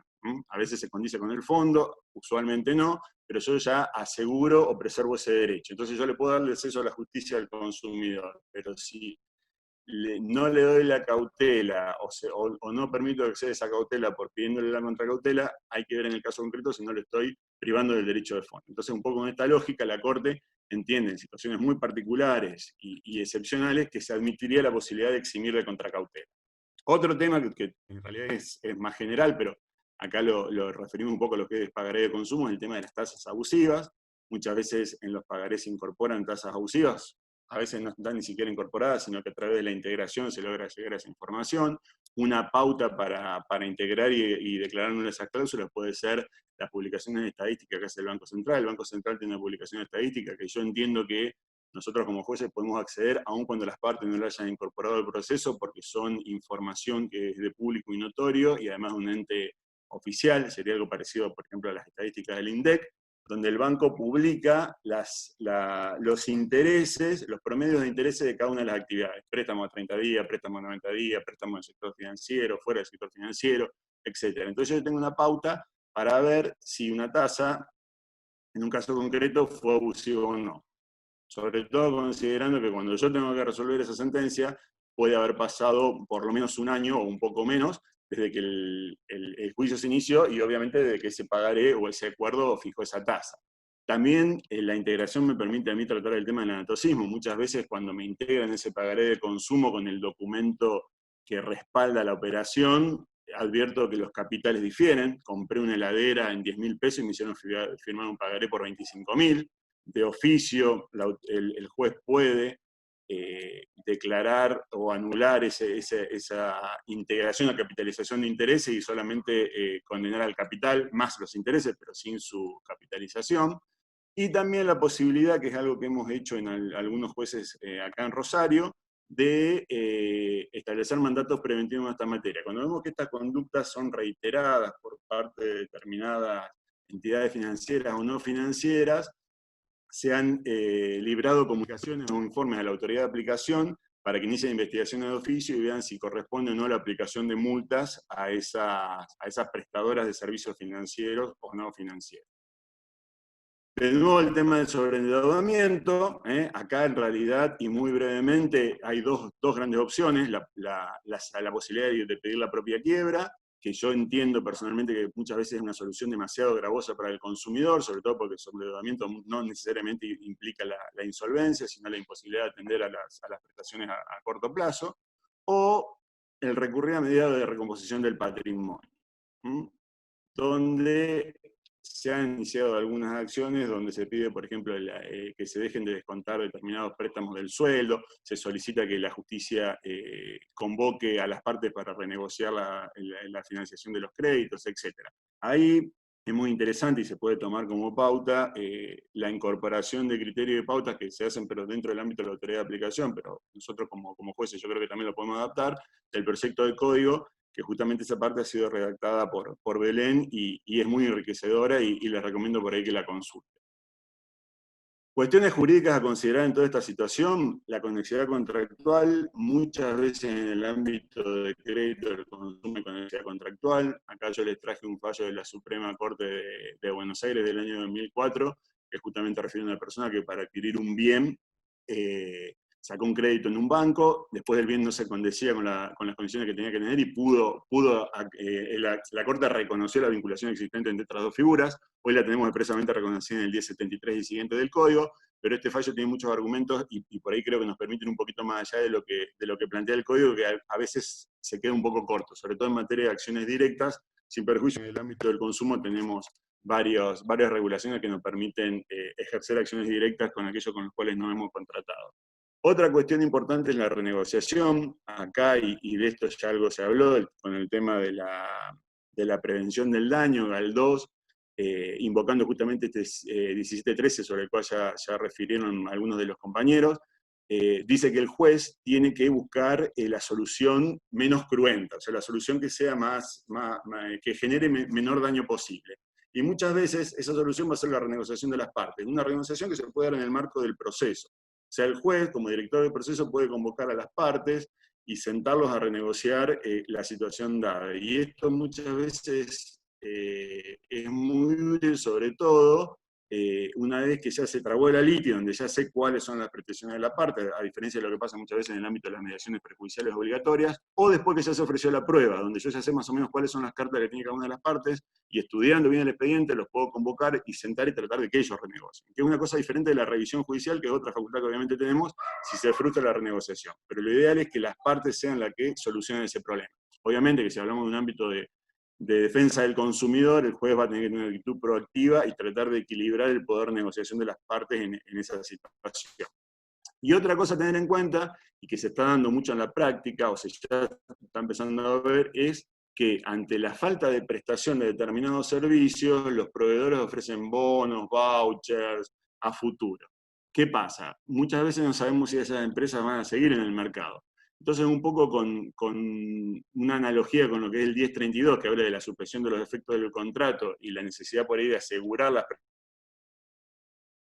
a plantear la posibilidad de que esos bonos o esos vouchers tengan alguna especie de garantía o seguro que me permita a mí estar tranquilo que después se van a cumplir. También podemos hacer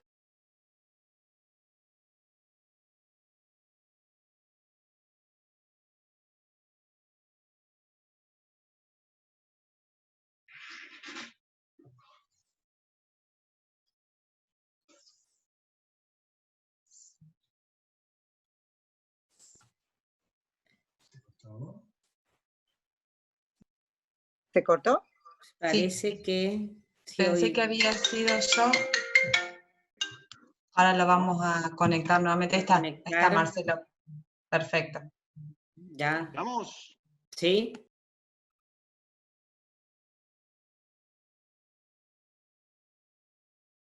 Bueno. Bueno, ¿ahí ven la pantalla? No, todavía no, Marcelo. No, todavía. Bueno, igual sigo. Estaba pensando en el Julián. Hace poco leí una nota que en Chubut hay la peor conectividad del país, pero bueno, se ve que acá no nos quedamos lejos. Bueno, les decía, otra cuestión que es importante considerar, que también ya Machi habló algo de eso, es el tema del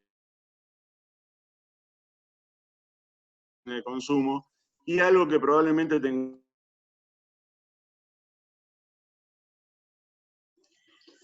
Marcelo, tenés la señal muy bajita, se ven tus líneas amarillas y se corta, ¿no es cierto? Sí, sí.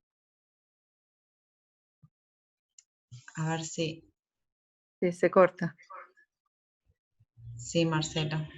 Bueno, voy a ir un poquito más rápido. Les comentaba, ¿saben qué? Porque también, a ver, les voy a dejar de compartir mi imagen porque ahí creo que hay más navegabilidad, sí. Les decía que otra cuestión es el tema de las cláusulas abusivas con las renuncias anticipadas, donde muchas veces se hace renunciar a la teoría de la imprevisión, a la posibilidad de invocar la elección. Ahí es muy interesante referir a una sentencia de la Corte Suprema de Justicia de Tucumán, de abril del año pasado, donde justamente se analiza el tema, y con muy buen criterio se concluye que ese tipo de cláusulas tienen que ser consideradas abusivas, y que por lo tanto deben ser desestimadas en el ámbito, ahí le estoy compartiendo la pantalla de nuevo, en el ámbito de las relaciones de consumo. Otro aspecto importante es el tema de la hipervulnerabilidad, al cual ya hemos hecho referencia, sobre todo en materia de e-commerce, donde hay mucha gente que podemos llamar o referir como analfabetos digitales. Y por último, otra cuestión relevante es el tema de los accesorios al crédito. ¿Qué pasa con las garantías? El garante de ese crédito puede ser considerado consumidor, no puede ser considerado consumidor. Acá hay dos teorías o dos posturas bastante interesantes que no tienen por qué contradecirse, que son, una, si estamos ante un supuesto de una práctica abusiva, tranquilamente podemos hablar de una situación expuesta, una relación de consumo, que el Código Civil lo permite, y a veces si es muy difícil lograr acceder a ese concepto de cláusula de práctica abusiva, hay una sentencia de la Cámara Azul, también bastante reciente, de abril de este año, que habla de la figura del usuario compulsivo o compelido, donde dice que en realidad esa persona, por ejemplo el fiador, sí o sí para hacer algún reclamo tiene que acceder a los medios, a los servicios o las vías que produce el proveedor. Entonces termina siendo igualmente un consumidor usuario, porque para poder recurrir a esas situaciones tiene que acceder a los medios que el proveedor le brinda. En el caso puntual no era una cuestión de crédito, sino que era una persona que Telecom le reclamaba una serie de deudas y lo había denunciado en algunas bases de información y él nunca había contratado con ellos. Pero tuvo que hacer los reclamos por el cero, por la línea telefónica de Telecom, tuvo que utilizar esos servicios, entonces se lo consideró un usuario compulsivo compelido. Por último, cuestiones jurídicas a tener en cuenta, el principio de conservación del contrato yo creo que es fundamental tenerlo en cuenta, sobre todo en esta materia, porque va a ser a nivel económico va a ser una función de reactivación de la economía y también por la función social que cumple el contrato. Tener en cuenta que tenemos un régimen jurídico con un montón de institutos y normas a las cuales se hacen referencia, teoría de la imprevisión, frustración del fin, suspensión de los efectos del contrato, etc.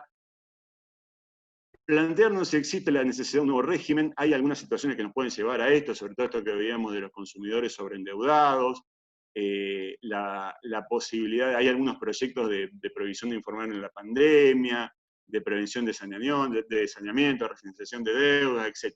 Hasta que algo de esto pueda llegar a sancionarse, si es que alguna vez se sanciona, nosotros como jueces tenemos la posibilidad de recurrir a lo que se llama la modalización de la ejecución de las resoluciones.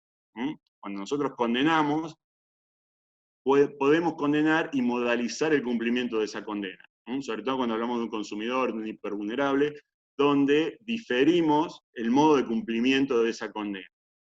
Esto ya ha sido receptado en nuestra jurisprudencia, por ejemplo, fíjense acá yo les traje un fallo de la Cámara Nacional, Sala M, que supedita una división de condominio a que el hija menor de las partes alcance la mayoría de edad. Hay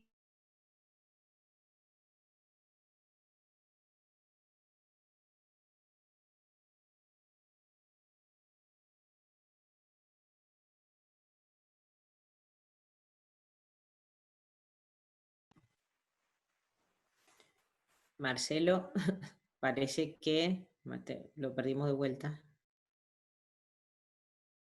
bueno, termino Ahí ya. estamos. Bien, Marcelo. Ahí estamos, ya terminando y les pido disculpas por los problemas técnicos. Recordar esto del Instituto de la Modelización de la Sentencia, que me va a permitir a mí diferir el cumplimiento de esa sentencia, sobre todo cuando el demandado sea un hipervulnerable. Y bueno, y una reflexión final que es que por ahí en este tipo de situaciones nosotros tenemos que ser jueces no neutrales en el sentido clásico, pero sí imparciales por su independencia, preservando los bienes y el interés general con una marcada impronta social. Que esto no es algo que lo haya dicho yo, sino que ya hace casi 20 años lo decían el querido Augusto Morelo y el querido Gabriel Stiglitz en Tutela Procesal de los Derechos Personalísimos e Intereses Colectivos. Así que muchas gracias a todos por su atención y perdón por los inconvenientes técnicos. Bueno, gracias Marcelo. Bueno, sumamente interesante tu exposición. Realmente creo que el panel fue un lujo, como las exposiciones anteriores, donde volvimos a pasear por todo el derecho de la emergencia y hemos visto, cosas interesantísimas como la modalidad de la sentencia y los problemas que nos quedan todavía a ver, como el sobreendeudamiento del consumidor. Así que, les voy a, no sé si los panelistas quieren agregar algo, mientras que yo voy buscando las preguntas. Hay muchas preguntas y muchas felicitaciones para los cuatro desde todo el país. Bueno, la primera pregunta que creo que me aparece acá es para el doctor Jalil, que, aparte de felicitarlo, le pregunta, si cree que es factible encuadrar normativamente un caso de responsabilidad por hostigamiento al personal de salud en la ley de antidiscriminación. Pienso en un caso de discriminación entre particulares que implica la vulneración de la dignidad, fundamento de todos los derechos humanos, y configurativo de un acto lesivo que genera daño moral. Bien. Bueno, Silvana, Sí. es muy interesante la pregunta, es muy interesante. Yo creo que si hay algo que se modificó a partir del año 2015 con la sanción del Código Civil y Comercial, es la perspectiva del sistema normativo. Nosotros, varios de los expositores hicieron referencia al diálogo de fuentes. Y creo que eso es determinante en la perspectiva antes del 2015 y después del 2015. Mirá, la Escuela de la Exégesis en Derecho Francés concebía el derecho al Código Civil francés como un cuerpo normativo que podía resolver el sinfín de situaciones que se podían presentar en el ámbito civil. Esa concepción del siglo XIX transitó durante mucho tiempo la idea del derecho civil, no solamente en nuestro país, sino en varios países de Latinoamérica y en Europa, y hoy hay toda una modificación con relación a eso. Principalmente en nuestro país, a partir de la creación del Código Civil y Comercial y su sanción, creo que lo determinante es la interacción de normas dentro de la cual se genera una hermenéutica por la cual se sacan conclusiones específicas sobre derechos reconocidos en el ordenamiento jurídico. A punto tal, esto es así, por eso es muy interesante la pregunta, que cuando el código habla de daño, habla como la lesión a un interés no reprobado por el ordenamiento jurídico. Ese interés no solamente surge del Código Civil y Comercial, como sería la visión clásica, sino que surge de contemplar todo el ordenamiento jurídico. Y cuando decimos todo el ordenamiento jurídico, decimos todas las normas periféricas que rodean al núcleo epicéntrico, que es el Código Civil y Comercial. El Código Civil y Comercial se constituye como un núcleo epicéntrico de error de cual orbitan una serie de estatutos particulares. Por ejemplo, Código Civil y Comercial regula la ley de derecho del consumidor, pero a su vez interrelaciona con la ley de defensa del consumidor. Y así con un montón de normas específicas de las cuales surgen derechos de los cuales se puede deducir el interés que puede ser considerado o protegido por el ordenamiento jurídico. Y quiero agregar algo más. No solo la interacción entre el Código Civil y Comercial y las normas específicas internas, sino la interrelación entre el Código Civil y Comercial, las normas especiales y también los tratados internacionales que forman parte del bloque constitucional. Es decir, el sistema jurídico no se puede concebir como era antes, donde una norma describía un supuesto de hecho y adecuamos las situaciones de supuesto de hecho. Hay que interactuar, interrelacionarlo a través de lo que, bueno, muchos profesores mencionaron, que es el diálogo de fuente, con otros preceptos normativos y así sacar las conclusiones. Y en este caso, dar el fundamento a la lesión al interés que clama por el responsable en materia de daños.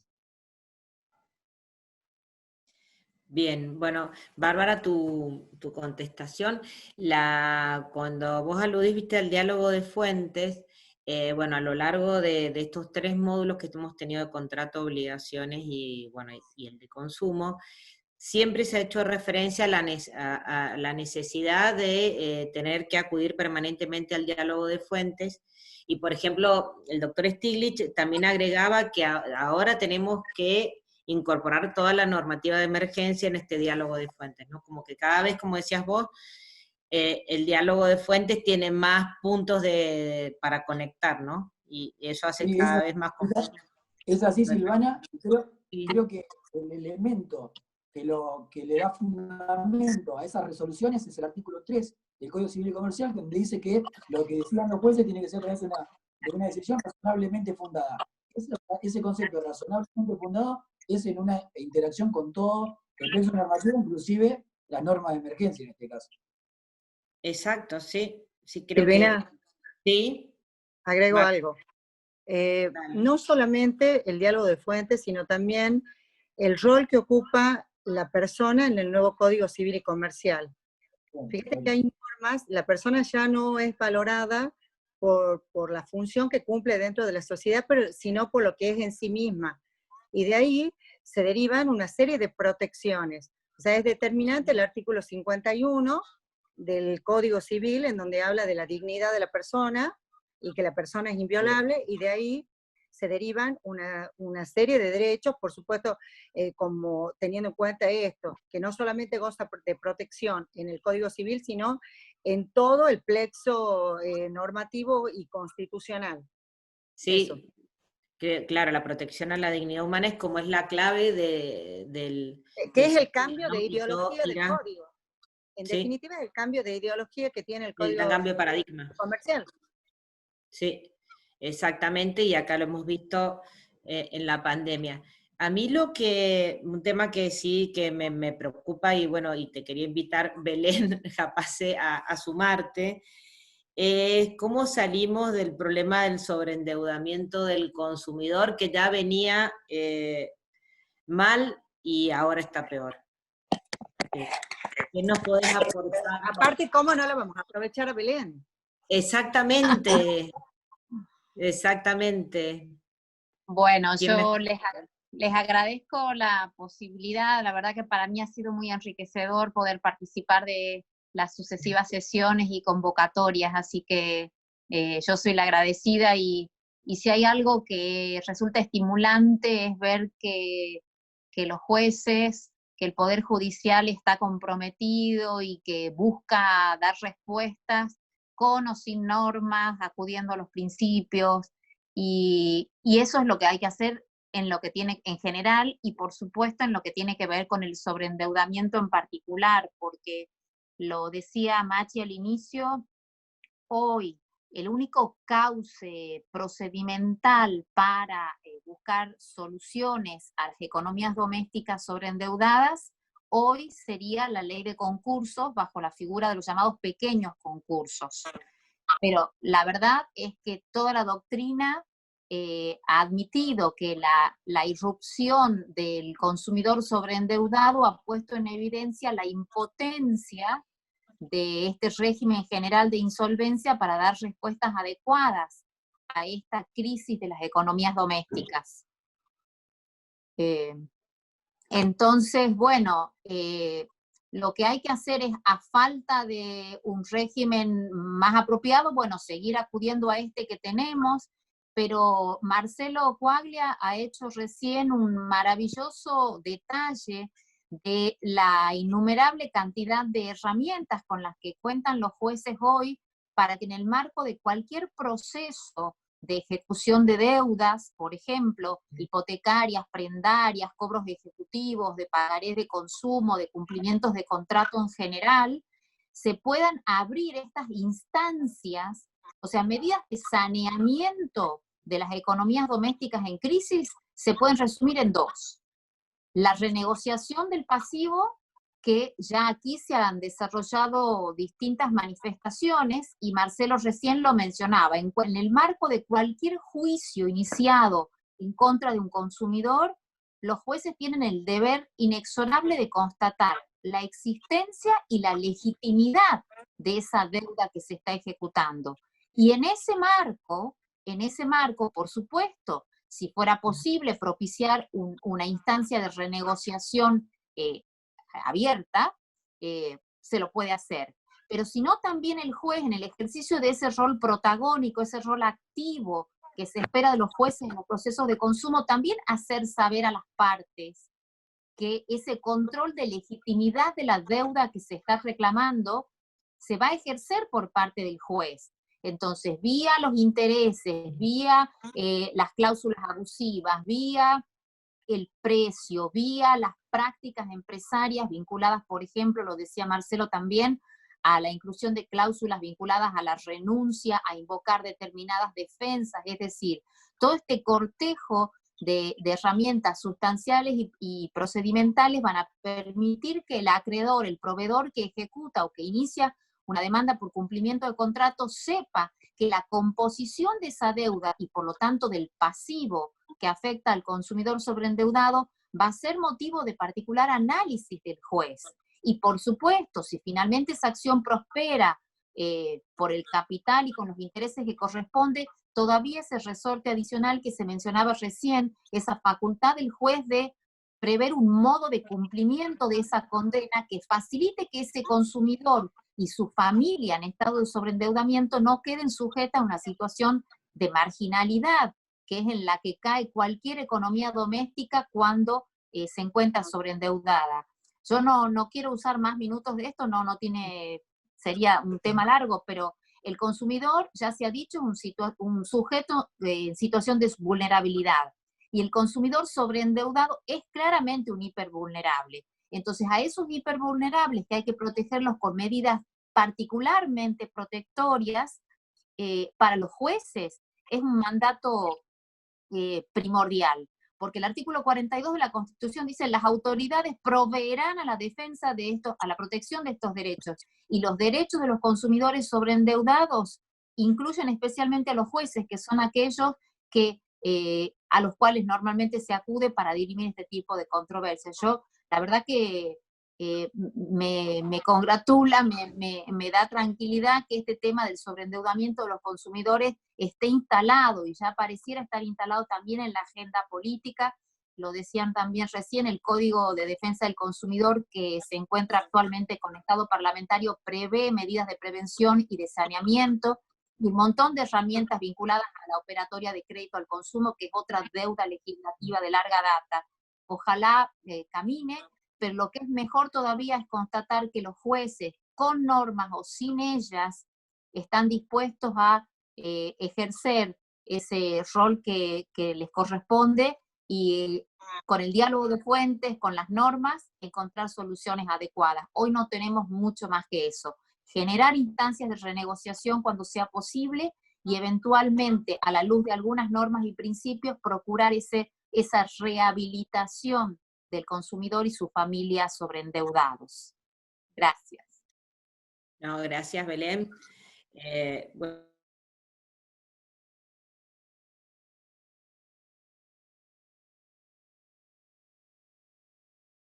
y eso creo que pasa con mayor o menor medida en todas las jurisdicciones, y como que nos excede el problema muchas veces.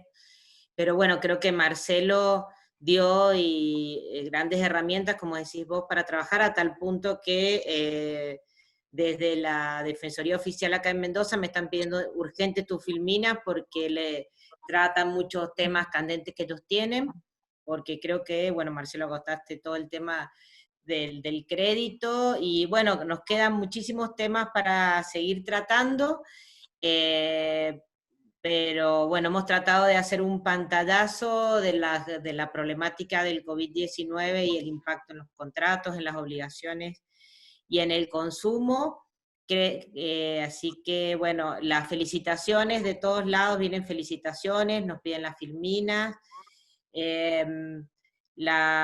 Bueno, y Ariel, que me pidió que lo excusara porque le salió un problema de una urgencia que tenía indelegable de último momento, así que bueno, de lo más apenado, que se quería despedir de este panel, y invitarlos, bueno, a los panelistas, si quieren agregar algo, de todas estas excelentes exposiciones, como nos siguen diciendo, tanto desde el canal de YouTube como desde el chat de acá. No sé, Franco, si quedan algunas preguntas que yo no haya visto, y bueno, agradecer a todos nuestros participantes, y bueno, invitarlos a que sigamos capacitándonos en FAM, agradecerle, bueno, su presencia, y que sigamos aprendiendo juntos todos estos temas que nos convocan, y bueno, desde ya están invitados y a las próximas capacitaciones, y bueno, cuídense. Ahí quiero decir una cosita, Silvi. Dale. Escúchame, invitarlo formalmente a la actividad que vamos a desarrollar el día 3 desde FAM, que es el análisis de las modificaciones y de las respuestas que han dado los poderes judiciales, en este caso, ante la situación que se nos ha presentado del aislamiento social obligatorio. Es importante porque en ese evento van a participar todos los poderes judiciales, las asociaciones de magistrados de todo el país, en donde van a contar sus experiencias respecto a cómo han afrontado, cómo se han adaptado a las nuevas situaciones para dar respuestas a la gente. Eso simplemente, muchísimas gracias, Silvina. No, gracias a vos, Machi, que también es bueno compartir esas experiencias de cómo vamos el día a día con la pandemia, porque realmente es difícil volver a tribunales, no es tan, porque están los miedos, los temores, y bueno, y es bueno escuchar la experiencia ajena. Bueno, y la última pregunta, re interesante, de Fernando, que dice: ¿qué opinan los panelistas de la colectivización de oficio de los reclamos de planes de ahorro para automóviles? Yo no quisiera contestar a esa pregunta. Es una pregunta difícil, ¿no? A ver. Bueno, esa la debería contestar Valeria, porque nosotros a veces tenemos que resolver. No, Valeria la excusamos porque era su cumpleaños. Así que bueno, Marcelo. Yo si quieren les comento un poco. Yo creo que hay varias cosas. En principio, a mí no me convence mucho la colectivización, porque cada adherente al plan tiene su realidad y su situación específica. Más allá que muchas veces por una cuestión de economía procesal, eso es factible. Lo que pasa es que hay muchas cuestiones que son complicadas en nuestro derecho. Si nosotros vamos al derecho comparado, por ejemplo, en Estados Unidos, hay algún tema de daño masivo de muchas personas con una acción colectiva, y lo que se hace, que yo creo que acá hoy no se puede hacer, es tomar les digo, de 5.000 personas, se toma una muestra de 500, se ve qué daño tienen esos 500, se hace un promedio y se le paga todo lo mismo. Que es algo que yo creo que hoy acá sería nulo, arbitrario, sobre el derecho de defensa, etc. Entonces por ahí es muy difícil. Y más difícil todavía considerando que muchas veces esos planes tienen adherentes de distintas provincias. Entonces los jueces por ahí de cada jurisdicción tienen que ser muy cautelosos en el caso de colectivizar la acción para evitar incluir una resolución que vaya más allá de su competencia y de su jurisdicción. Con lo cual, la verdad que mucho no me gusta. Considero que los jueces podríamos de oficio, ante una situación como esta, colectivizar. Me parece que es muy interesante si se puede contar con la ayuda del Ministerio Público Fiscal. Ustedes saben que el 52, el 53 de la Defensa del Consumidor lo incorpora como parte dentro de los procesos, no como parte, ¿no? Sino como sujeto de contralor dentro de los procesos de consumo. Y yo he tenido casos personalmente, no de planes de ahorro, pero de otras situaciones donde ha sido el Ministerio Público el que ha venido y me ha planteado la necesidad de colectivizar esas acciones. Sin perjuicio de eso, si no se cuenta con esa ayuda, con esa colaboración, el juez de oficio, y por la readecuación de las pretensiones y iura novit curia, lo podría hacer. Ahora, puntualmente en lo que es planes de ahorro, a mí me hace un poco de ruido, porque les digo, la situación de cada uno, de cuánto puede pagar, de cuánto le subió la cuota, dónde le subió, hay gente que económicamente no está afectada y puede seguir pagando. Yo lo he visto en cautelares que se han rechazado, y se sigue permitiendo que paguen las cuotas que venían pagando. Entonces no sé si es una marmita esa situación.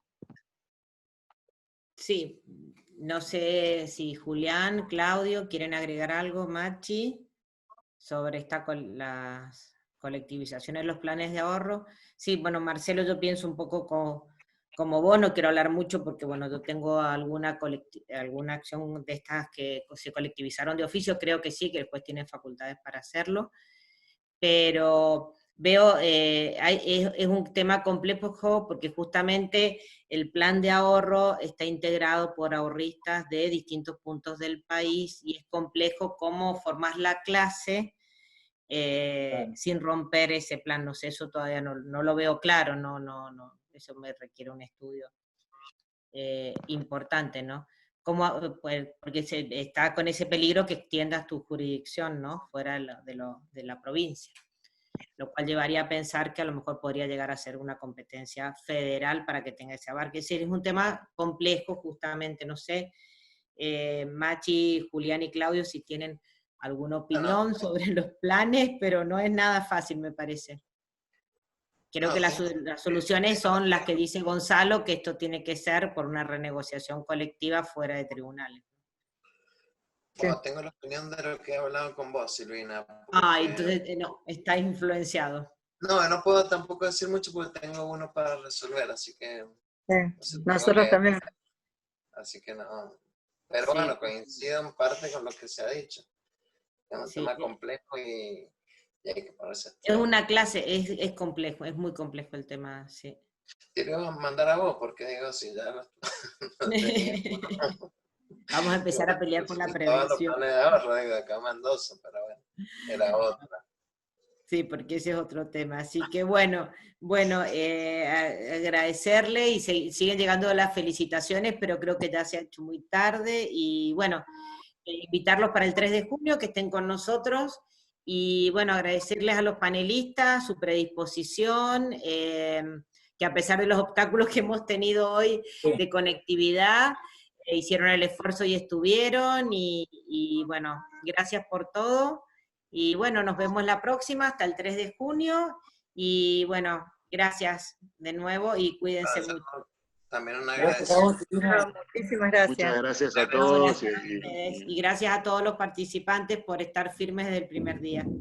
Gracias.